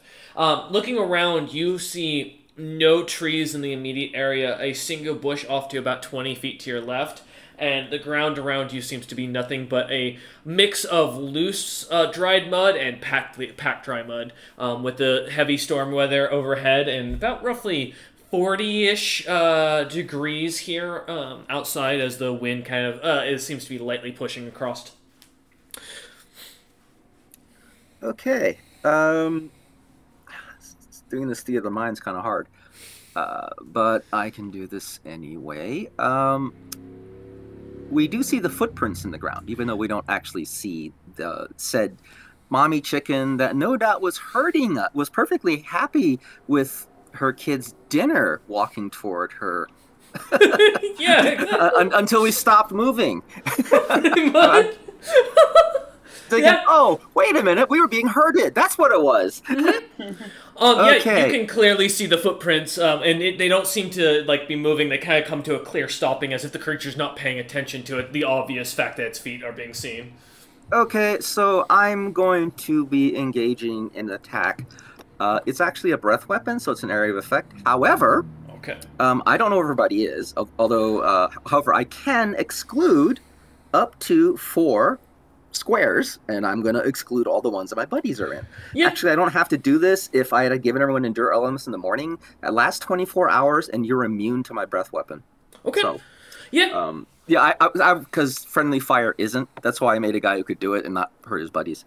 No, yeah, fair. As you kind of look off to your side. We'll say Tun is on your left of you. He's he's in the square, literally right next to you. With dude standing in from. If we're going square knowledge here, would be diagonally left from you. So he'd be behind Tun technically. And then Gygax would be at this point 15 feet and about in front and about 10 feet to the left, roughly. Okay. The creature basically directly behind you. Yeah, go ahead. Right, I'm blasting and getting out of the way. Oh, yeah. Anyway, I don't make an attack roll because it's just an area of effect. I just roll damage. I am, however, going to add Entangling to this. So it's not very much damage, but hopefully it'll slow it down. Because you're aiming at the ground, I assume, not aiming at the creature specifically. I'm aiming at the square the footprints are in. All right, that works. That's why I like area attacks.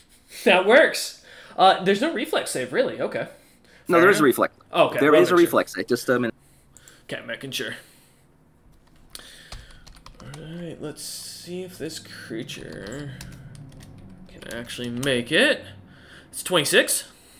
Okay, so yeah, he's going to take almost no damage. It's half of 11 to begin with because I'm adding an effect to it. So it's 5. He takes a whole whopping 2 points of fire damage, unless he's immune to fire. However, he is, let's see, entangled. I haven't used this for a while. Okay, so, yes, he's entangled, takes an extra d6 per round, don't care about that. But entangled means all the usual things. His dex takes a penalty, his armor class takes a penalty, and hopefully you guys can wallop on the guy while I run for my life.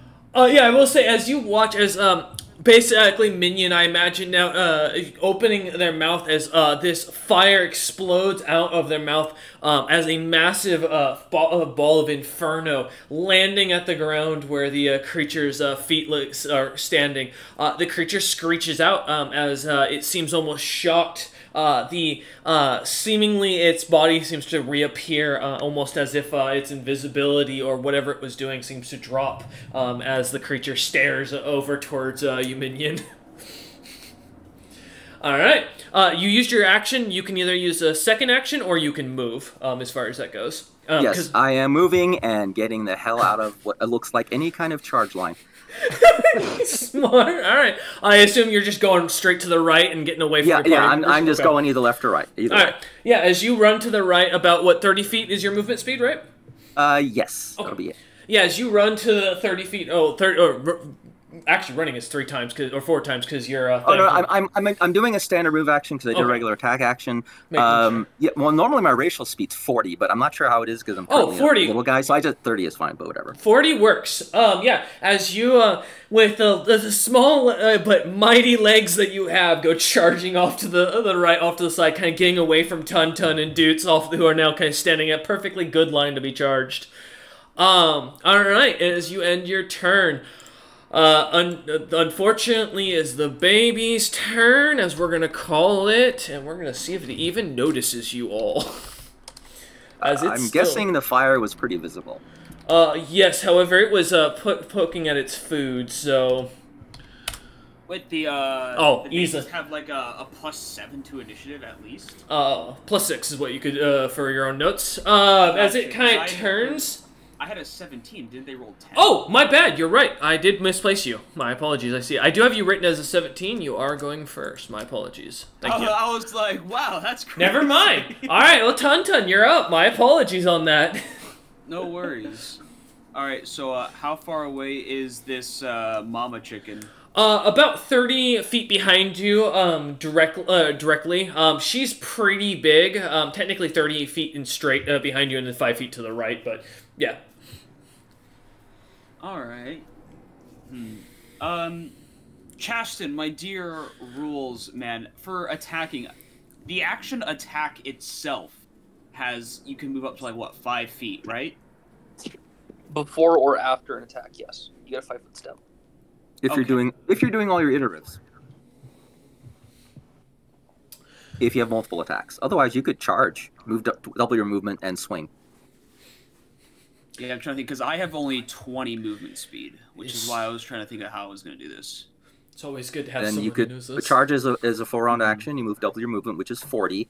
It has to be more or less in a straight line. Like, you can't do it if it's like a boulder in front of you and a target. And then you get 1 attack. If the reason I said 5 foot is if you're someone who does multiple attacks, then you're limited to generally 5 feet, unless you have some quirky ability or pounce, which some people do. Yeah, no, I just Please don't get the pounce. 1 attack action. Yeah, right. We don't need pounce on the giant Zoraton. What? You don't want 13,000 pounds of pure Zoraton to be jumping on people? I think that's awesome. I can tell you how to get pounce. No. I think all I picture is a cat, and I know he's going to use it similarly. He's going to toss all my favorite things off the table. But yeah, if you want to charge, you can. Let me pull my special attack thing. Yeah, there we go. Bull rush. All right, you're charging for it. All right. So if I remember right, that doesn't do anything for the enemy. I don't think there's anything on their end. No, it's just straightforward. Okay. Alright, yeah, as you kind of angling yourself diagonally slightly and start charging forward at top speeds, Tun, I imagine chortling his mighty chortle. Always. If Tun ain't chortling, something's wrong. As you go rushing forward, you get up to the creature. Go ahead and make an attack. You do get a +2 on the attack, just a -2 on your AC till your next turn. Mm-hmm. All right, let's see here.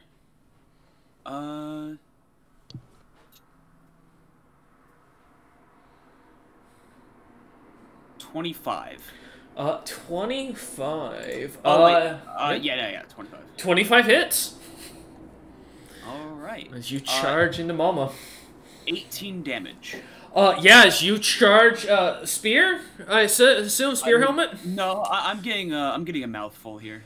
You as you go in for a bite and tear into her foot, I imagine, as you get up right up onto her, charging in with mouth open, snapping closed, pulling back. You hear as she squawks loudly. The baby kind of seems to turn at that. The mama now looking down at you, her full view now staring down at you like a giant bird, eyes like just locked.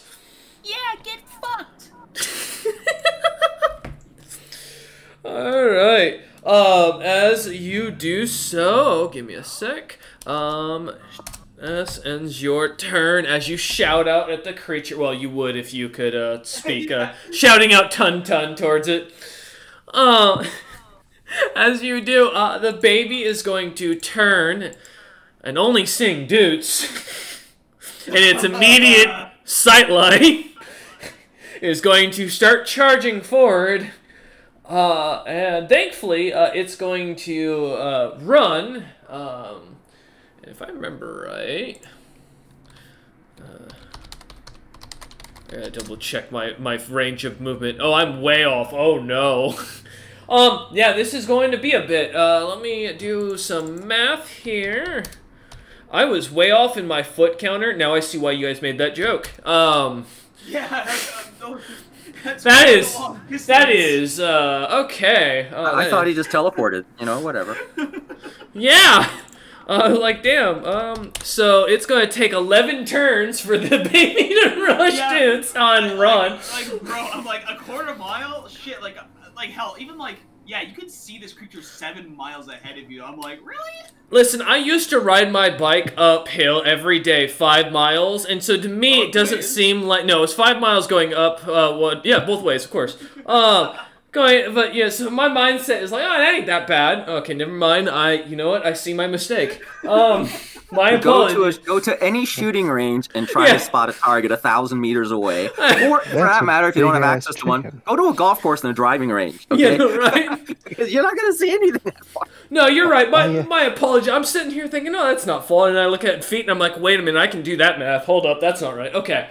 Next, no, it's totally cool. Whatever, it works. It's all right. Yeah, at the end of the mind, that's the best part about it. Don't worry, we do have maps for the important fights. So we'll be running the DM. You can rewind as you see fit. Doesn't matter. Retcon it.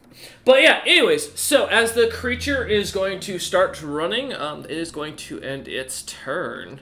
As it runs at full speed. Mama is going to sing nothing but Tun-Tun right up in her face as the immediate threat. Fuck you! Fuck you! She is going to look down at Tun-Tun, and as the large horn on her head opens up, Tun-Tun, I need a reflex save. Oh shit, I wasn't prepared for that. Alright. Let me sit back down. Reflex save, 16. Oh, Tun-Tun, I hope you like acid. Fuck you! No, as she lets the digestive fluid fall out of her horn, onto, Tun-Tun. Tun-Tun, you take 16 points of acid damage. And just for my own notes. Oh, damn, I rolled poorly. Okay. Alright. As she kind of just basically lets us all drop out, kind of stands back up, and as she's not moving, she's going to make a claw attack on Tun-Tun as well with one of her feet. Alright. That is, wow, terrible. 16 to hit. No, sir. Alright, as you manage to, as the claws go scraping off the top of your shell, not really doing anything besides pull and itch the one areas you haven't been able to itch in years. As she pulls and sets her claws back down, thus ending her turn. Doots! So, yeah, it's gonna be a while. I still don't want to be caught in the middle of two things again. Fair. So, I'm gonna move about 15 feet to my left. Okay. and I'll start doing that more often as we continue. And I will begin playing a song with my lute to start inspire competence.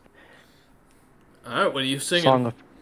The song of choice is Danger Line by Avenged Sevenfold. I feel is very fitting right now. I support it. All right, good taste, good taste. All right, give me a perform check. Let's see if you get any extra bonuses on top of it. All right.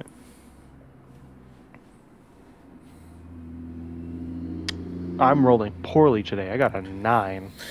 As you begin to play, the music seems to, whereas all of you are so used to Dudes almost creating a natural illusion around him of a grand band, and crowds singing along as well as cheering to the music, it kind of flutters out for a moment as you see the magic start to expand, and then it kind of like, you see bits of flashes of white light, and it kind of dissipates and pulls back into Doots. As the music plays well and Doots sings fantastically, but the music seems to be less of inspiring compared to when you were at the Siege last time he had performed.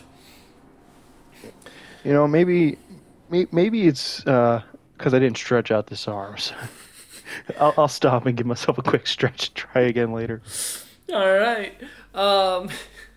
Yeah, it's his first time with the new arm, you know. All right, as you end your turn, kind of now standing 15 feet off and out of the way of the creature, the incoming creature, from a good while away.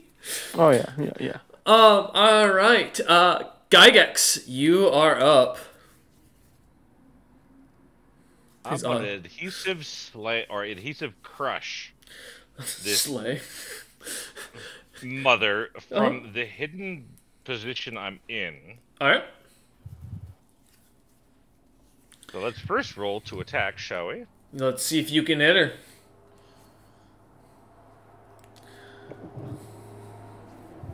$23. That hits. All right, now to figure out all the damage I get to roll. Oh, that's the best part about D&D is all the math rocks you get to throw at the table. Yeah, I have to find all of it, though. That's fair. Shortcuts are what notes are for. You should have seen the pale eye.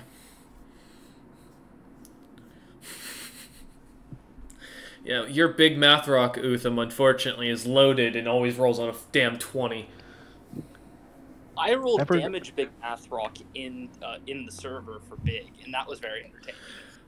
Oh, my sneak attack failed. Oh, that's for damage. New damage. It's. I mean, it could have been. Oh, it could have been worse. Actually, no. That's actually literally minimum. That's like, oh, I thought that was another like 20. I thought you got another crit fail again. Oh like, god, wow. no. And the 9 is piercing. No, that's the adhesive crush. Okay. Got you. Alright. And for my second action, I'm going to grapple hold on to Mom. Alright. You're gonna, if you make, well, you're still, oh, you're not, well, actually, I think, yeah, you wouldn't be stealth anymore because you have, attacked. So she will see, and she does get to contest it. Let's see if Gygax will continue to be the reigning champ. Not today, good sir. I get thrown off. As you, like any good monster hunter, try to grapple onto the this giant feathered digester-like creature as it kind of stands tall and kind of rattles itself about, throwing you off back to where you were standing. All right. Thus ending Gygax's turn, I assume. Yes? Yeah, because that was 2 actions. Making sure. Didn't know if you had anything special. Always gotta ask. Minion, back up to the top of the initiative. Your mother was a hamster and your father smelt of elderberries. Well, unfortunately, since I didn't specify that I gave everyone the buff this morning, which I should have done, I'm going to treat it as I didn't. I just forgot. I overslept or something. So I cannot breathe when people are in melee in it. Because I can exclude a square, but actually, well, see, this is why I need a map. Is this thing medium size? Is it large size? If it's large size, I can target a square that people aren't in. But if it isn't... You can fully ask that kind of question. I'm always happy to answer. Yeah, it's medium sized. Okay, in that case, no, I can't fire into it. So, I'm a bit of a loss, because let's see. Wait, Is there any- how tall is Mama Chicken? She is in total about 10 feet tall. So you could theoretically aim at the upper 5 feet, yeah? Yes, but he Technically, said it was yes. medium. But if it's medium size, it's a 5 foot by 5 foot of 5 foot, and I can't. Yeah. Let's see. I do not want to engage in melee with something that big because it was told it was scary. I mean, Oh, I know what I can do. I can go up, walk up, and I have a long spear, so I can threaten. And I'm going to do is whoever's next in melee attack, I will assist him. All I Okay. can do is hit AC 10, be threatening the same target, and I need to hit, like I said, hit AC 10, so I don't have to roll like a 1. That works as you head over, standing off to the side of Mama Chicken, as Tun kind of looks up at you, kind of covered in digestive fluids. A smile on his face as the helmet on top of his head kind of gleams. I do want to say though, my bite did more damage than their acid attack, which I think is very funny. Yeah. As you are running up, yep. So as 16, is that to hit or is this just for the assist for next round? To an assist, I need to Okay. hit AC 10. Okay. Basically, I need to roll a 10. So whoever I am assisting somebody else who's attacking it, your attack now is a +2 on. I forgot. At least I can help or be Yeah. flanking, whatever. Well, this will be a +4 with flanking because with the assist on that, I'll count as the double. So that works for me. Fair enough. All right. Minion, as you kind of stand there menacingly, like holding your sword in your hand, getting ready to swing at the creature every time it looks to Tun, the creature kind of stares down at you for a moment and then focuses back on the shining turtle that is now just spat acid on. Tun, you're up. Alright, so I get a +2 from Minion's ability and then a +2 from flanking? Yep. Because technically you're both flanking in this situation, so yeah. Yeah, I heard sneak attack, so I said, okay, I'll go flank. Yeah, it works. Alright, 24, 25, 26, 27, 28, 29, 30, 31, 32. Does a 33 hit? Yeah, it does. What did you roll? Jesus. I rolled a 24. Alright. I was just adding all that stuff together. I'm sure the 24 hit, but I just wanted you to hear me count them. No, yeah, you're good. Yeah, that hits. Ooh, 22 damage. As you slam bite into the creature once more, as it kind of turns to look at Minion, who kind of looks like he's about to swing at the creature, kind of faking it out as it does to focus on completely leaving its foot unguarded. As Tun takes another tear at the foot, the toe you tear at Tun seems to tear off as the rest of it kind of splits as you manage to chomp through. The creature screeches up in pain as it does so. Mm-hmm. And so the threat thing, is it only for the next attack or is it's until I assume it's until he's there, and since he's walked away, I'm gonna say yes because I'm the DM. So yeah, you can use it again for the +4. Hell yeah. He's not going anywhere. He's not stopping, so it makes sense to me. I rolled the same thing again. God damn it! Yeah, roll your damage. 22 damage. Jesus Christ! I rolled 2 5s. Last time I rolled a 4 and a 6. Man, bites like a fucking... So yeah. I mean, hey, it's pretty great. 22 damage. I hit like a train right now. Yeah. As you tear into the creature, tearing onto the other side of the other foot, as you take another chunk out, the creature screeches in pain as it does so, or as you do so, thus ending Tun's turn. The baby, hearing this, is going to go ahead and try to fly, even though the creature can't. It's going to try and jump as high as it can, so I'm going to roll its jump check to see. Sorry, Bucko, you ain't got no feathers. Or wings. As the baby kind of starts running at top speed, it jumps into the air as high as it can, landing a full extra 30 feet forward in front of it. As it does so, coming to a stop exactly the same area it would have if it had just ran there. As it ends its turn, now at this point, 9 turns away from getting to Dutes, as it seems to correct its path slightly. Okay. I see how it is. Mama's up and can't do that, so we are she is going to go ahead and claw at the turtle who is taking bites out of her. Yeah, come at me. Let's see what we got. 26 to hit, Tun on the first one. That meets my AC. Damn you, that does not hit then. It still stands. 28. Ah, well, there you go. I'm so happy. As she slashes into you with her talons. Man, really? My damage tonight hates me. 1 again. As you take 13 points of slashing damage as she rakes her claws across the back of your shell, feeling some of your shell actually taking a bit of a tear. You feel some of the scoots being pulled up almost unnaturally before it's their time to molt away. As she kind of pulls off and stands back on down. Well, hey, at least you finally got through my 20 temporary hit points. Oh, don't worry. Don't worry. No, I know. I'm gonna be. Listen, I understand. This is gonna be going very bad for you very quickly. I'm coming for you. Don't worry. But no, as she ends her turn, Doots, you're up. So after stretching my arm real quick, I'm gonna strike a power chord and begin playing once more to give everyone a +1 to everything. That is morale, attack, saving throw, and all that.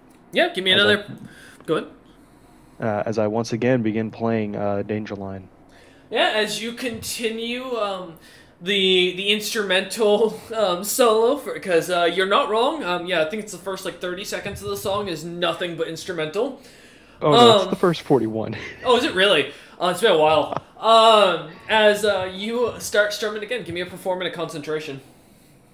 28 perform. 17 concentration. Maintaining concentration, you begin to play as the music kind of starts to take over. Now, feeling your arm getting more used to the movement, you kind of reset yourself up and begin to play as the music starts to envelop the entirety of the area. Starting to almost echo in as each of you feel it within your bones. You can now add a +2 to all attacks for the next until Doots either fails or drops. +2 to attack and damage. Yes. All right. As Doots begins to play away at his instrument, kind of I assume eyeing up the creature at this point. Yeah. All right. That is your action and your concentration. I assume you're not doing anything else? You know, I want to see if this thing has any potentially weak spots like open wounds. If it has a limp. Oh yeah, like I'll that. show you an open wound. Whatever I've just been chewing open. Okay. Besides the one he's been chewing open, I must clarify. On the baby. Yeah, I got you. Give me a survival check. We'll say, or knowledge nature if you have it. Ooh, I do have that. Then that would actually be preferred over survival. I got a 6. Maybe you should have rolled survival. As you look at the creature, it seems to be quite healthy. It just jumped 30 feet, or a 30-foot distance, like a long jump with ease. The creature looks to be completely fine. Though, you can't help but have noticed it did it looked like it was trying to fly as it was like trying to move its body in a weird way as it jumped into the air. Alright. As you end your turn. I don't want to imagine that abomination trying to fly. Flying. Gygax, you're up. Since I am right in front of it now, am I flanked on it or am I right in front of it? You are flanking, so you got tossed back to where you were when before you jumped at the creature. So you're back being 15 feet to its right. That doesn't bother me. Yeah. But I get a +2 because I'm flanking it, right? Well, yeah. Yeah. Sweet. Alright, so I'm gonna do a pseudopod attack. Alright. You shoot your tongue back out at this thing with the tongue, in air quotes, out at this thing. No, a pseudopod's like an arm. Oh, that's right. They do look like actual arms. That's right. Man, I was about to be like, yeah, you tongue that cock. No! God damn it. Does a 24 hit? Surprisingly, yes.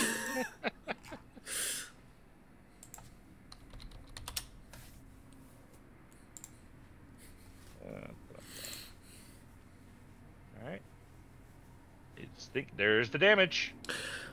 16. As you slam into the creature with the arm, it seems to screech out in pain. Everyone give me a search check.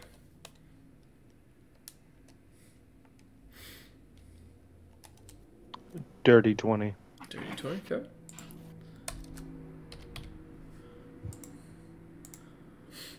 $22.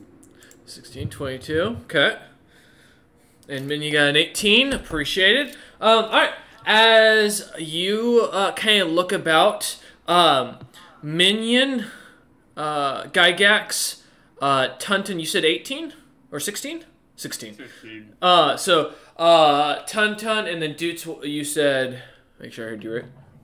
I got a 20. 20. Oh, easily. Each of you manage, kind of as you look about, notice a larger set of footprints kind of coming up behind, or rather off to the side and behind Gygax, as the creature, as a creature seems to now have, dropping its cloak. You see this massively black-feathered, standing, this creature is large, for note, 20 feet and tall, and almost as long, as this massive, similar chicken-like creature stands now over, looking down at you, all of you, as this, kind of goes on.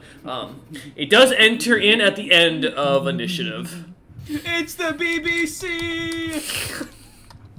Is it the same type of creature we're currently attacking? Yes, but just larger by the looks of it. This one, literally, actually one size larger, in fact. Alright, well, what I'm calling Mom, the one I currently attacked, I'm doing another pseudopod attack. Alright. 19 hit. 19 does hit. Oh no. Let's see how much damage does the arm punching its way into. As you punch towards the creature, the arm shooting out of your body, slamming hard into the side of this large chicken-like creature. It squawks out mightily as it does so, as you punch right through, watching your hand kind of push through its rib cage. Feeling bones kind of crack, the creature seems to fall straight down onto the ground as you withdraw your hand. Tuntun, Tuntun, give me a reflex save as the creature is kind of falling forward. Yeah, I'm good at those. 18. Oh, as you manage to kind of step back a few to the back of the edge of this creature, managing to avoid it as the body kind of collapses forward, easily not managing to not be slammed. As you look about, I'm going to chortle in victory. you do so. Gygax, you killed the creature as you feel yourself pulling your arm back, seeing it's not breathing in the hole in its now side. What are you doing?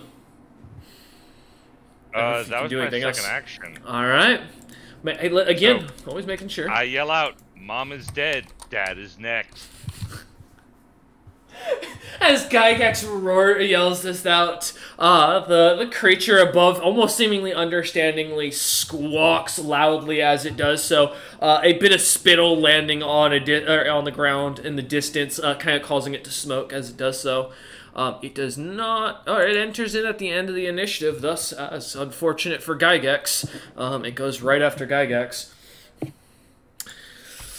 Gygax, as it stands behind you, it is going to go ahead and roar at you and try to make an attack with its claws as it does so. Well, it's not going to shoot acid at me? You feel as the claws rake at you. Does an 18 hit? Whoosh, and a miss. As you manage to kind of duck down without even looking at the creature, or turning your back to, or still having your back to it, the creature kind of throws its claws at you as you dodge down beneath it, goes flying past, and the creature seems to squawk and roar, or squawk louder as it seems almost annoyed at you. It's going to make its second attack.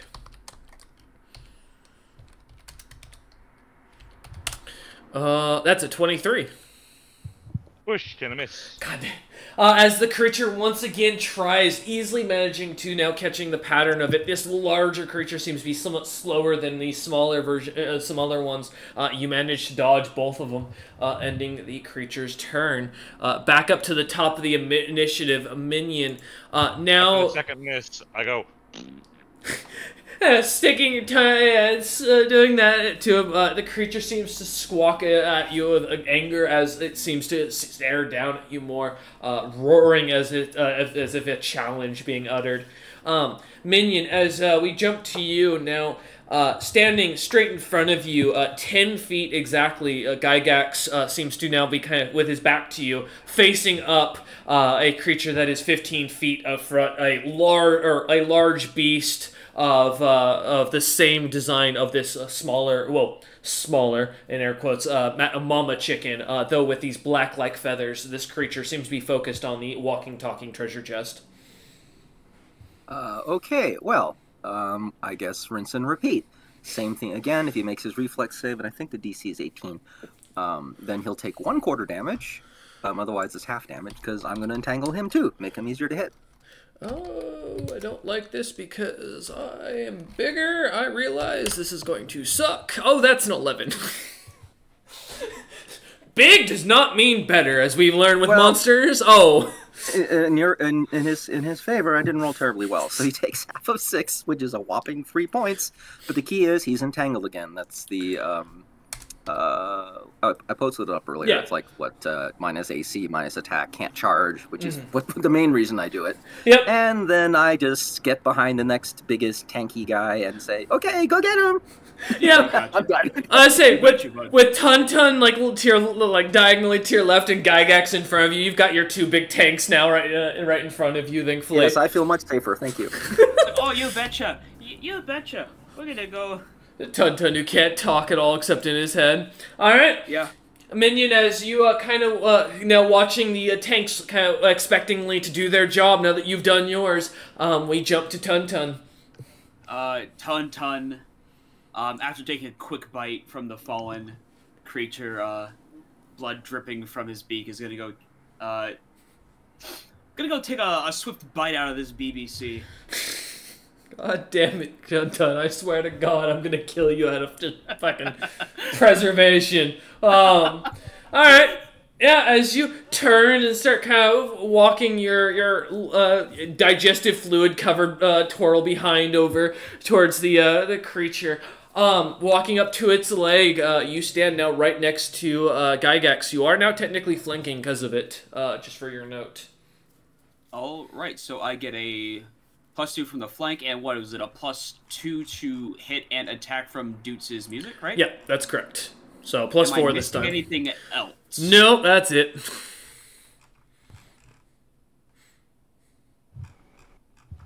$26 to hit. 26 to hit, and with that, okay, I gotta keep in mind my minus on there. That does hit. Nice. Yeah. All right. As for damage, 21.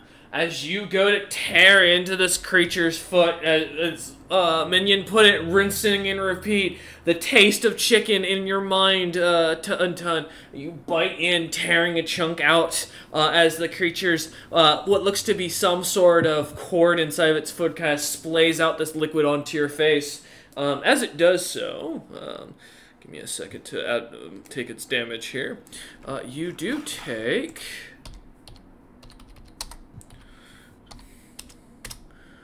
3 points of acid damage from its blood. Nice.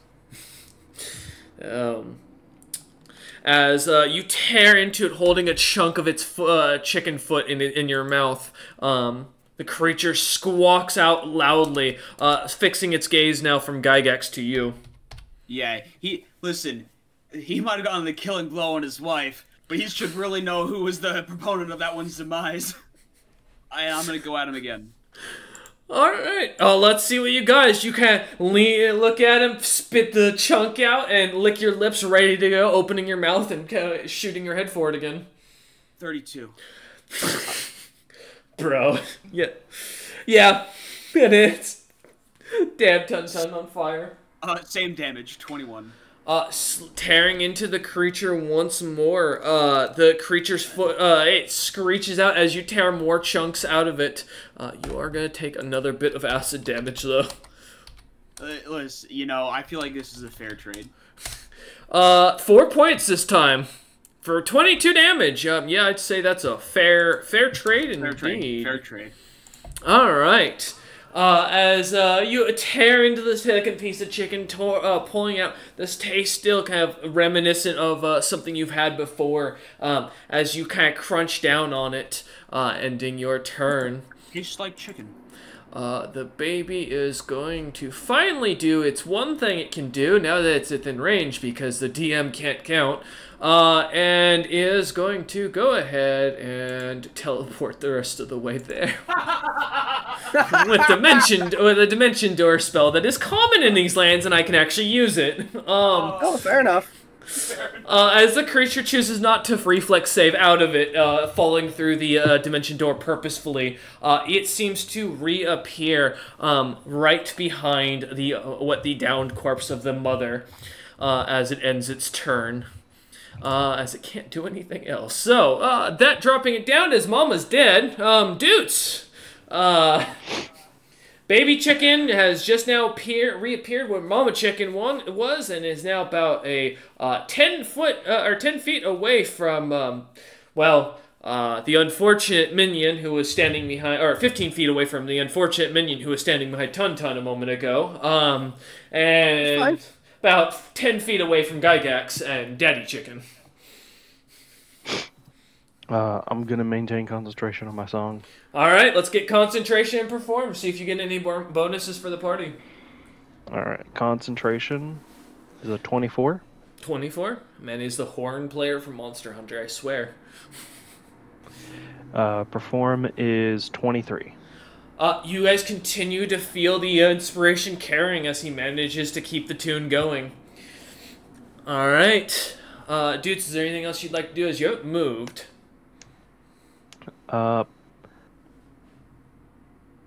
Seeing as it didn't come after me, I don't have a reason to attack, so I'm just gonna try and get a better roll. Okay. Alright, let's see what you got. 29 perform. Okay. As you begin to really get into the music, at this point now, 18 seconds into the song, the instrumental starts to kind of expand out. The noise seems to blare loudly. As it does so, give me a D100 roll for this. See what effect you'll get for this. Alright, let me pull up a D100 because I can't find one. You don't trust Avery? No. That's fair. 66. As you begin to play, the music seems to expand out, the sound enticing almost all who can hear it. You find yourself acting as a massive beacon for anything and everything in the area to come towards, now allowing every creature within 100 feet of you to be able to hear you and get an advantage on the spot or search check when it comes to looking for you. What can go wrong? As you finish your turn, continuing as the music expands and plays, we jump to Gygax. Gygax, you've been dodging Daddy Chicken with ease. He's no challenge at this point to you as you look up at him. What do you plan to do? I'm gonna do a pseudopod attack. All right. Am I flanking it? Yes. Because technically, due to Tun, you are flanking. Oh, ouch. With a 12, that does not hit, Gygax. As you kind of being cocky in this situation, kind of smile up at the creature and go shooting your pseudopod up. The creature seems to kind of expecting after seeing this, moves to the side easily, dodging the hit as it goes flying past. You featherless chicken. It looks slightly confused at its grand feathers. As I throw another pseudopod. That hits. Thank you, Entanglement.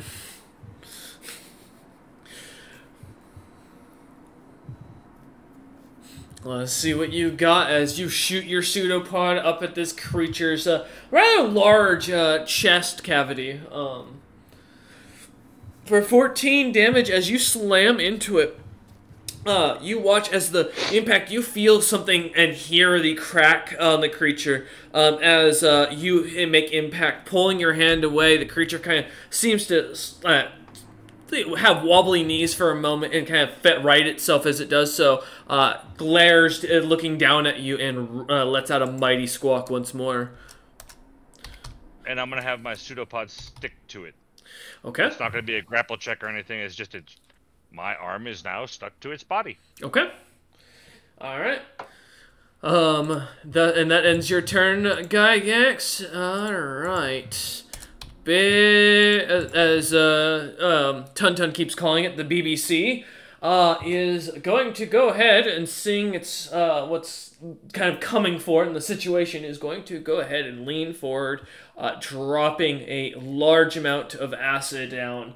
I need a save, thankfully, only from Gygax, and Gygax and Tun.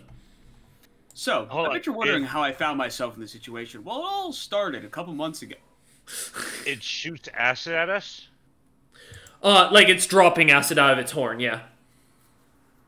Oh, that's cute. Yeah, I'm gonna take 15. a shower. 15. Oh, you are taking full damage. Yeah. Yeah, it turns out reflex saves aren't my best. Oh, it's okay. I still somehow rolled a 1 in one of those. That is 16 points of acid damage. As this creature lets the liquid splay out, as Tun kinda finds himself once again covered in digestive fluids. Gygax looks completely unfazed. The creature taking a shower in it. The creature kind of the Dirty Dancing whatever. Oh god, yeah. Dirty Dancing, drop the bucket on you.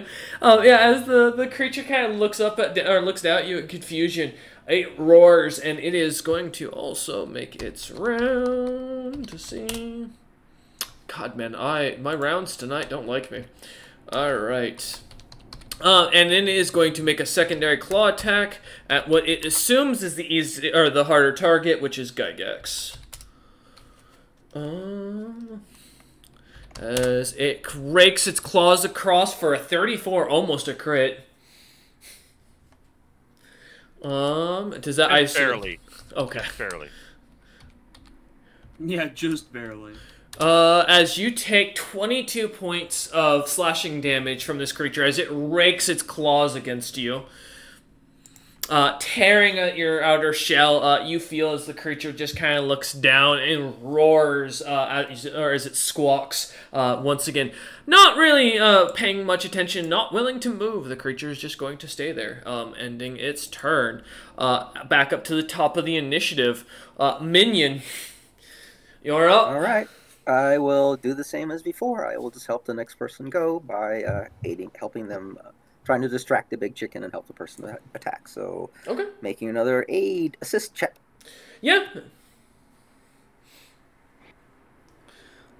Let's see if Avray is on your side. Oh, not bad. Yeah, well, the Bard song helps me for this, too, so thank you, Mr. Bard. It does, and is it -2 or is it -4 for entanglement, my notes? -4 dex, technically. But oh, then actually, yes, that does hit then. Well, I'm actually not trying to hit him. All I'm doing is. Oh, yeah. helping That hits next the person AC. hit. Yeah, that hits the AC, exactly. though, so you're good. As far as that goes, yeah, so all's good. So as far as it goes, yeah, as you run off, kind of seeing the baby chicken now kind of only a few feet from you, as this creature stands off to the side, not close enough to get an attack of opportunity on you, of course, but as you're kind of seeing this, weighing your options, head over to where the two tanks are now cornering the larger, as you kind of come off to the left of Tun, now causing not only flanking from that, but also on top of that, the assist. All right. As you end your turn, Tun, the chicken is before you, and there are still more feet. Still more bites to be taken, and I will be doing so. All right. 30? Even without the bonuses, yeah, that hits. This party is built well for it. 23 damage. 23. As you tear into its foot, the creature seems to screech out as it looks back over at you, realizing or rethinking that you're the threat. You've gathered its attention as you tear a piece of its foot out, watching as the creature seems to stumble slightly as it rights itself. More acid damage or no? Oh, yes, thank you for reminding me for my own. That is 4 points of acid damage. Okay, very nice. And we are going to take another chomp. You're gonna have with all this creature's poor feet gone at the as this goes on, but yeah, go ahead. 29. Yeah. You know, when they say clip the toenails of your pets, they don't mean the feet. You know that, right? Walking on stubs. Yeah, I was gonna say, man's going through. It's like, you weren't really good at the knife game, I'm guessing, at this point. Jesus. 24. My God. Yeah, as you tear into the creature, tearing its foot, the creature screeches out once more. More blood going flying. It looks to be angry as it glares down at you. The snapping turtle continuing to go out. Damn, man. Why am I rolling nat 4s on this when I can't roll nat 20? Okay. I'm not mad at the nat 1s I was getting yesterday at all. Alright, as you tear into the creature, now it seems to stumble, kind of leaning more onto its other side foot. The creature slightly kind of on edge, or off its edge as it tries to get its balance back. Alright. With that, Baby is up, and Baby is going to charge Gygax, because it sees Gygax as the closest target to him. And as Jutes has not yet done anything to make anybody concerned. So close. No. I want you to know that's with the +2 from the charge, by the way. As the creature just goes rushing towards you, and you manage to easily kind of like step aside as the claw goes flying up. The baby squawks at you lightly as it does so, now standing right behind you, Gygax. I will say, that does technically mean that they are flanking Gygax now. So... when the baby missed me, Mm-hmm. did it fly... Did it do a charge past me? No, it did not charge past you. It came to a stop as it, missed as far as it goes. Okay. So he's now just standing there after trying to charge and attack you. Alright. As it ends its turn, Mama's still dead. Dutes! Your music, we're now finally into the 20 seconds mark. You're getting into the 20 seconds. We're going there. Oh, yeah. It's going to click that we are out in the middle of unknown lands. There might be something bigger out here. It's slightly getting dark. Yeah. So I want to continue playing, but I'm going to, like... Can I dampen the volume? Like, I don't want to play as hard. Give me a concentration and a perform check. We're going to find out. Plug me up, dude. I love that. Yeah.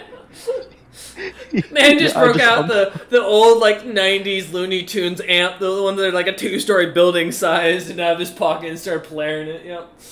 We go acoustic this time. We got a 26 concentration Okay. and a 17 on perform.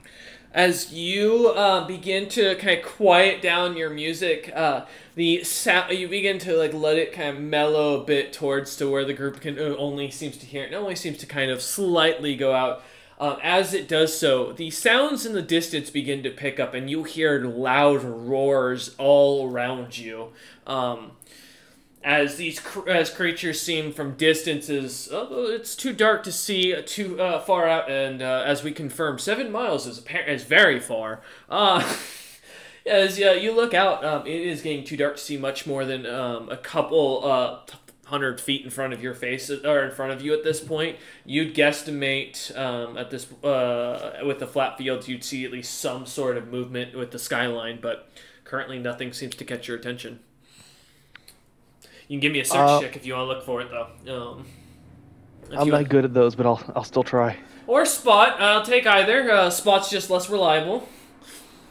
Search is like I'm looking for something specific. Spot is, well, I hope I see something. I do a quick. So I got an at one. So I do a quick look over. I see nothing. Yeah, like the music's really got you enthralled, and you're really trying to focus on not being just too showy. This is kind of a struggle as a bard, not to show your skills. I know. It's like I've never done acoustic before. Gygax, your pseudopod is still stuck to Papa Chicken here. No, it's not. Oh, did when you? I got hit. Oh. Yeah, when I got hit, it would logically be released. That's right, I forgot about that, yep. Yep, then as you kind of stare up at the creature with the baby behind you, what's your plan? Quickly, I sonically link with Tun. Dad's yours, baby's mine. No problem. I must let you know, though, I'm not doing too well physically. I'm not either, but I need to get it the flank and the baby dead. Well, all right then, old chap. Pip pip cheerio, rock and roll! Tun just lets out a loud chortle and roar suddenly minion as you're standing next to him. And like the dead silence besides the music playing in the background. So, I pseudopod attack the baby. Alright. Let's see what you got. 25. The baby is not entangled currently. That does hit, though.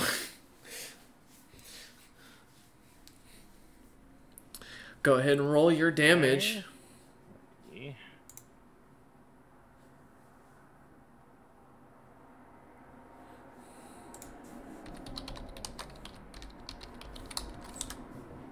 Sorry, I think my dog just farted so loud it sounded like a motorcycle through the headphones. I'm gonna be honest, your headphones didn't pick it up, so that's more impressive.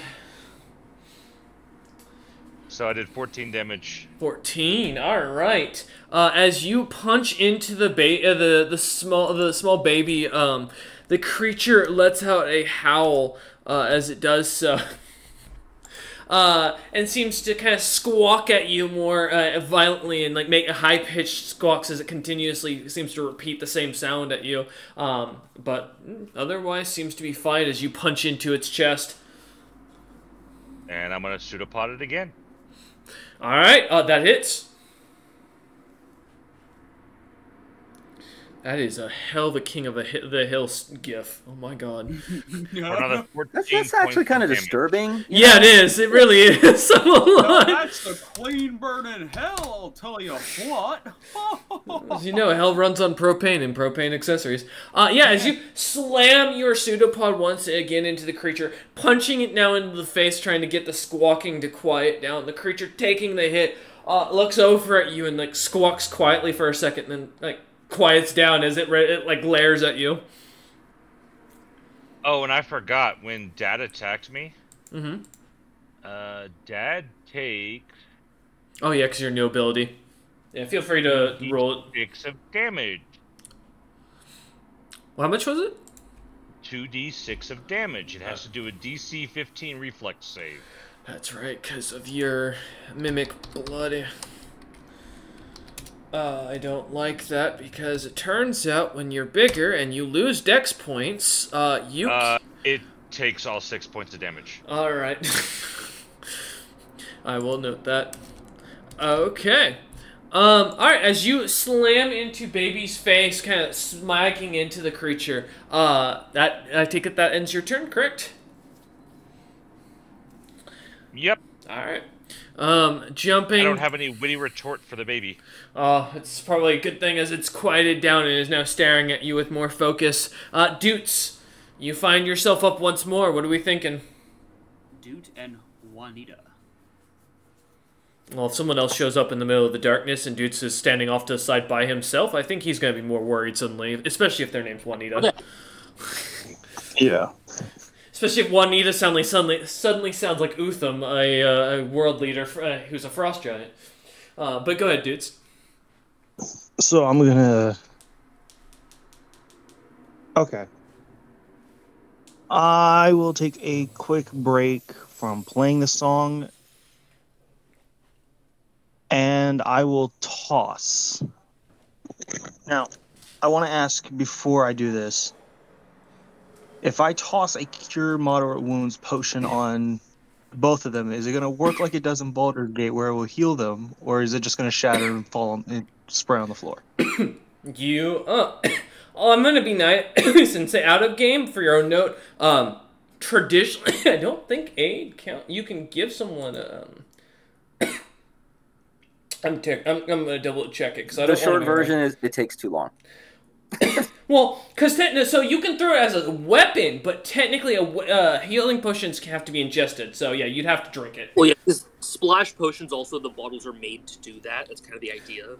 There's a good chance that you'll break this bottle, but yes, these healing potions aren't designed to be smacked onto someone, I assume, unless you're talking about the one that the oil, which I don't think you guys got. I think that was Sunday.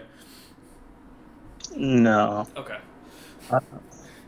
You didn't decide to go with the healing oil because if I remember it, you didn't want Tun to explode. Yeah. Unfortunate too, by the way. That was a great item. Hey, Well, you know, you could buy a super soaker. Try that. That's, you know what? I like that. I do want to just let it out there. I still have half of a flying potion left. So there you go. All right. So what's your plan? I mean, you can I'll tell you this: as long as the individual's willing and you have the movement speed, I'm willing to allow you to feed someone the potion.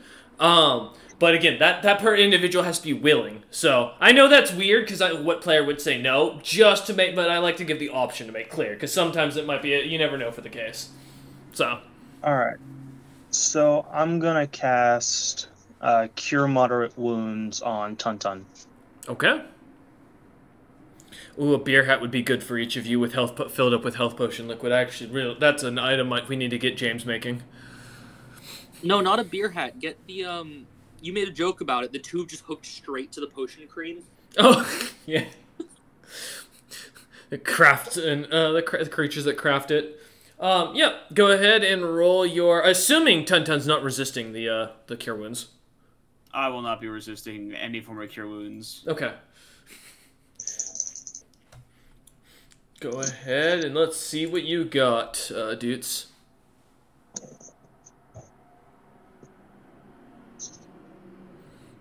Just want to clarify the level real quick, or I don't know because it's plus spell level. Tun has 17 health. I think it's plus caster level. Oh. Which in your case, as a bard, is level 2 is 1. Or no, level 5, sorry. So you should be at level 3. Is it still 2 or 3, Cheston? What's up?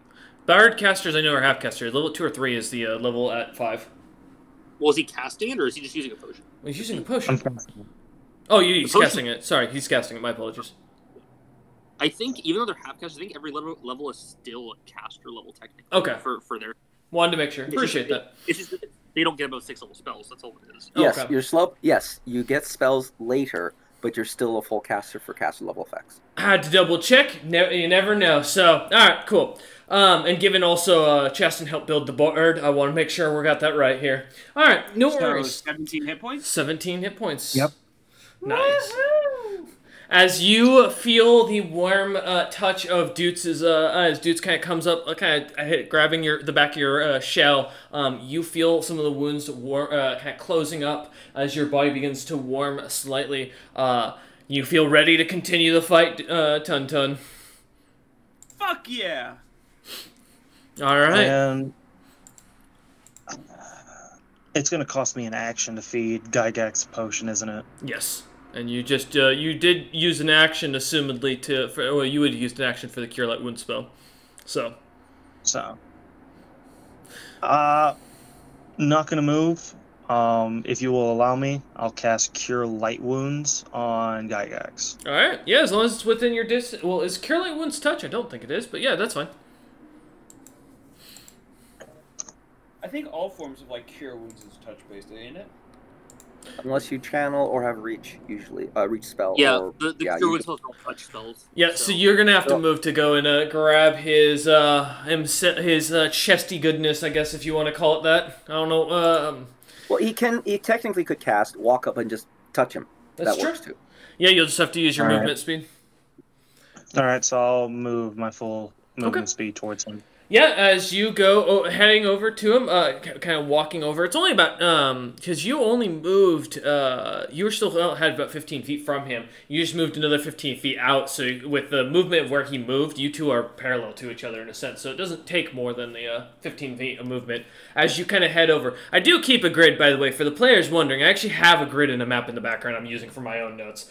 As you kind of head over towards him, you grabbing onto Gygax. Gygax, you feel the warmth of Dutes's healing. Dutes, go ahead and roll.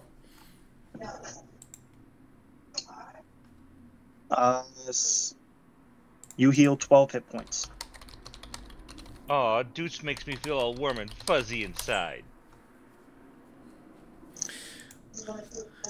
Alright. As you feel the health kind of coming back to you, Dutes, you find yourself standing there, technically with, 30 feet of movement, so it's 15 more that you'd have, because I think you have 30 in total, so.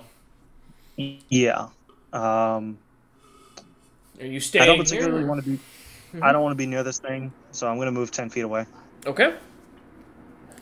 As you do, kind of backing away from the chicken and backing up 10 feet, you manage to get back to where you're standing. The chicken does not use its opportunity attack as it focuses down on Gygax.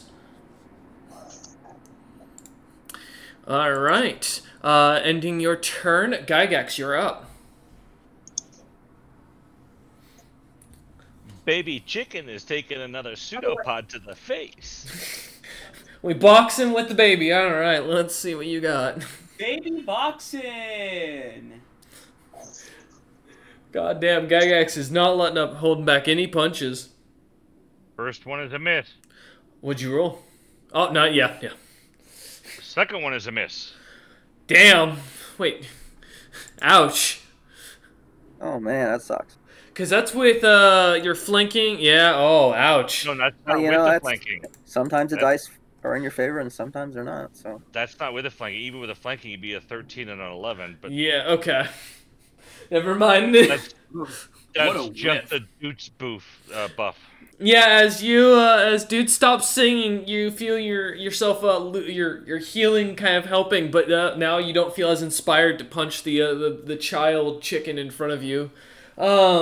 As you kind of miss both swings, the baby dodging both of them, weaving as if like it knows and expects the moves to come. It starts squawking up a storm again, and as you end your turn. The big chicken is up, and it's going to go ahead with Gygax flanked, is going to attack him. I can't miss. 21. How do I roll so low? Push, Gygax? gonna miss. God damn it. Let's see. 30! holy cow. That's a little nicer. Barely. Oh, well, you know. As the creature rakes its claws against you, or across your back, you take 22 points of slashing damage as the creature seems to manage to barely hold itself up as it lifts one foot up to claw at you. The other torn apart by Tuntun, who is slowly going through like a lock or like a bolt clippers and just biting through the bones of this poor chicken's foot. Alright, that ends the creature's turn. As we head back up to the top of the initiative, Minion, you're up. Okay, let's try entangling this one, and I can change the shape of my breath weapon, so I'll make this one a line. Okay. That way I can leave the safe spots for my buddies and they don't get hit by it. Alright, same as before, same damage. Alright, let's see, let me get a reflex save on the chuck on, because I assume since it's going to be, yeah, never mind. Oh, shit. Oh, it's entangled. Yeah, it's 5 points if he fails, 2 points if he makes it. Yeah. It's 18 reflex. Oh, that's a 23. Yeah, he clearly makes it, so he only takes 2 points, but he's still entangled, which was the whole point. He instead can't move or can't run away is really the appropriate thing at this point after all the fighting you guys and damage you guys have taken. He can move, it's just he can't run or charge. It's true, making it much easier to make it fight. As you manage to get the creature once again, holding it as you shoot your breath out at the creature, it seems to kind of notice the small fire on its side and brushes itself a bit as it does so, kind of knocking the fire out, and then goes back to staring at Gygax. Ooh, it smells like grilled chicken all over now. It does. Yeah, and Dad had to do a DC save again.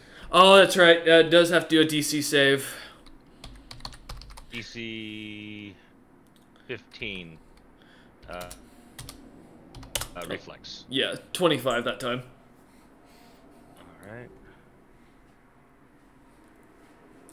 That acid damage that you got... It takes 4 points of damage. Is just, it's going to be, it's the small bits of chipping damage that are going to be the death of me here.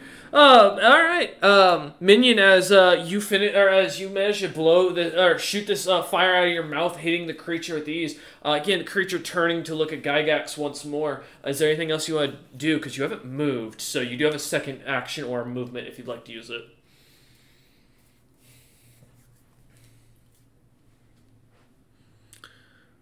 I think you're on mute, Minion.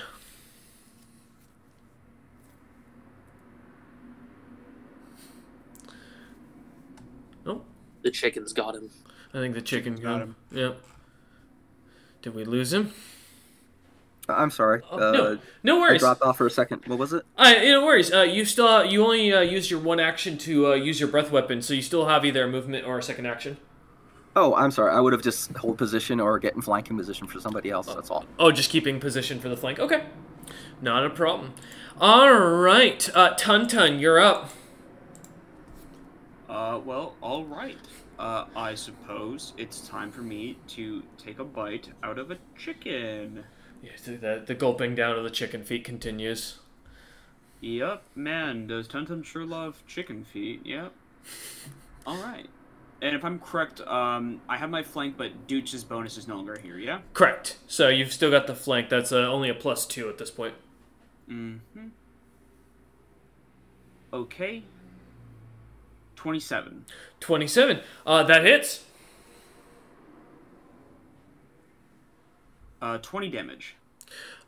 As you tear into the creature, you watch as its foot kind of, as you pull, digging into the little webbing between one of its two talons, you pull back and pull something out. As you do so, getting covered in blood, you will take 4 points of acid damage. Man, you're on top of getting those 4 I know, points of right? acid damage, right? But as you do, you pull back. You watch as the creature seems to wobble for a second. It's the leg that you've been tearing at, finally buckling under the creature's weight as it drops to the ground. I need a reflex save as it drops to the side from Minion and Tuntun as you kind of dodge out of the way of this large body dropping onto you.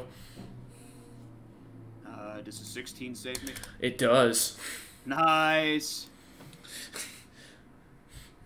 And I'll give Minion a chance to roll as Avray has been unforgivable.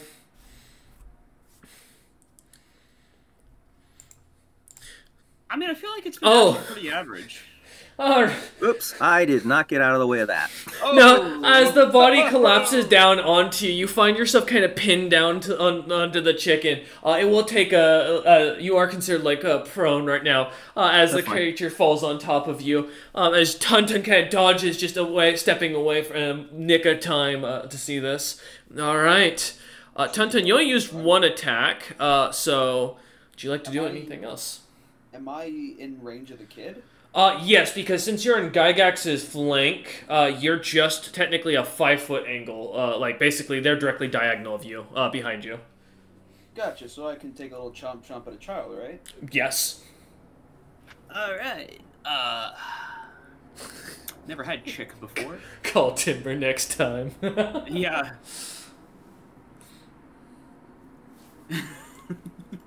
Alright, taking a bite at the wee baby.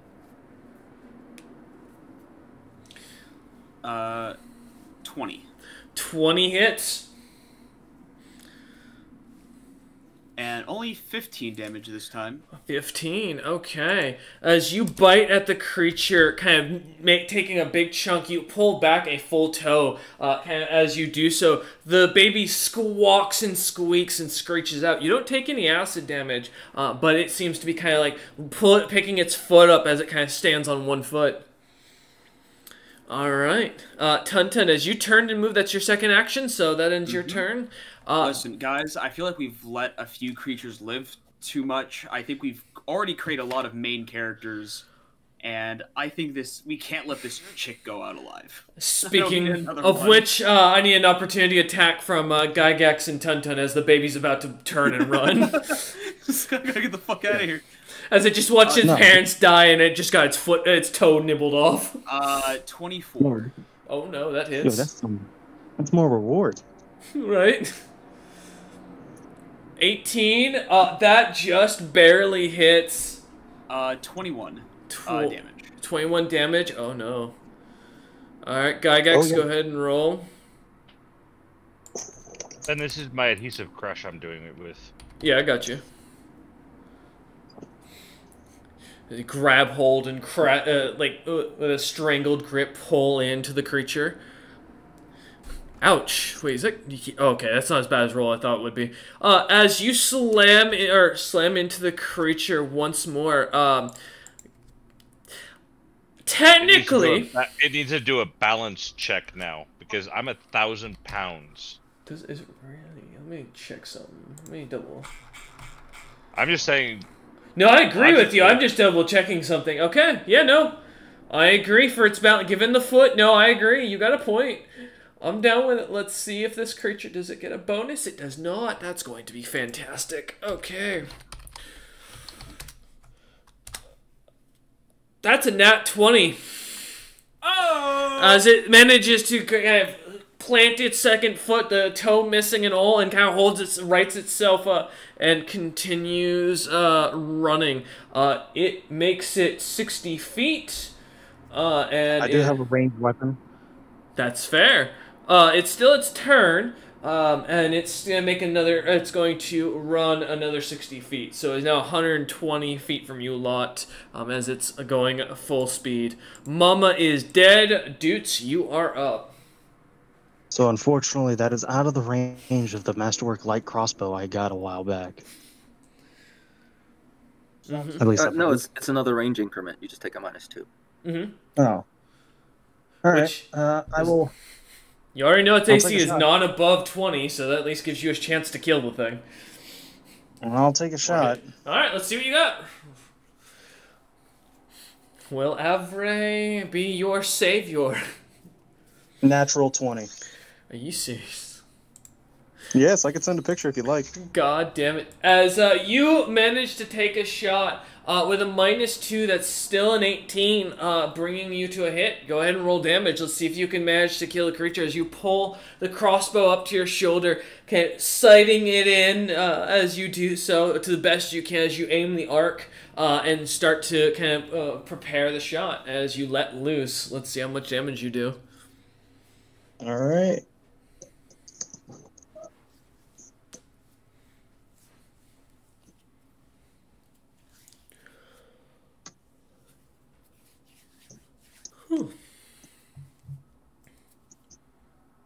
You good there, dudes? Yeah, I'm good. Hold on. 8 damage. 8 damage. As you shoot a crossbow bolt, the creature, the bolt goes flying in an arc and manages to land, causing the creature to kind of stumble for a second to the side. And it seems to stand for a moment, and then seems to wobble and falls over onto the ground, dropping as we exit initiative. As you lot begin going ahead and working about, kind of cutting up the beast, I assume, or? I go eat the mother's head. Oh, okay. Okay, so could we save the eating of heads later when we, just to show proof of what we've done? So I was gonna. That's the idea, right? Or save the feet or something. So what I was gonna do is I was gonna cut off a slab of meat from all 3, cut off the heads, and let Gygax take a bite from the corpse. Okay, can I have the head later though? After we show. Yeah. Okay. Sure. They don't take it. Okay. Weirdest bunch of monsters I have. However, it is almost night. I do not want to travel, so Tuntun is going to dig a little ditch and then lay down it so he looks like a big rock. Alright. Tuntun kind of makes it clear that he is making himself at home in camp, and kind of tucks himself into his shell. What? So I turned to the party and asked them, hey, would y'all rather fare the outside here or fare the Feywild? I'd like to go for what's behind curtain number 3, Bob. Curtain number 3 is we walk back to the town. Yeah, I know. I kind of figured that was out of character. Actually, I don't know. It's your territory. I don't know much about this land. What do you mean our territory? Well, the last... Yeah, you guys are the world travelers. I never saw it past my own little village. To be fair, this, well, I can't say anything. It's up to you guys. Does anyone have knowledge geography or local? Just get an idea of, like, what's... I don't know the difference. Yeah, I'll take if you guys want to take a look at the area, I'll definitely take a knowledge, geography, history, local, nature, religion for dungeoneering. I mean... 12 for knowledge, local. Okay. 12 for knowledge, local. Alright. Anybody else, just before I go? Alright. I literally have no knowledge checks. Minion is rolling. Give him a sec. 12. We all agree. We're all in agreement. We don't know much. Alright. With local... Our powers combined is 36. Yeah, so you'd know, locally, north of the city, well, it's still, you're only a half a day's march from the city. This shouldn't be too populated with big monsters, otherwise the city with no walls wouldn't have lasted as long as it has. Common sense and kind of looking them out, other than these creatures, you don't see any other tracks immediately, and the roars that you had heard earlier in the night when Dudes had kind of quieted his music down has calmed down, and there doesn't seem to be anything kind of lurking or any obvious sounds in the area. Given the two factors, I mean, you could either spend the half day heading back to town, or you could spend the night here. Take your chances. Well, if we're trying to build up notoriety, I think staying out here where it is possibly riskier might be worth a go. All right. Let's set up camp then. Says the newbie. Yeah. Keep that in mind. as you start kind of gathering out your bedrolls and tents, getting a little bush, finding some dry bush twigs to set aside for if you guys decide to set a fire. Kind of gathering together as you begin to spend the night. Go ahead. We'll settle watches and our downtime in between sessions, and we're gonna wrap it up here as you guys kind of begin to settle down for the evening, cutting up some of the meat off the creatures to chew on, and kind of enjoy the silence and the darkness out and about. We thank you all for watching. Can I use my sense vibration? Yes. We thank you all for watching. We hope you enjoyed, and we will see you on the next episode. Thank you very much for running and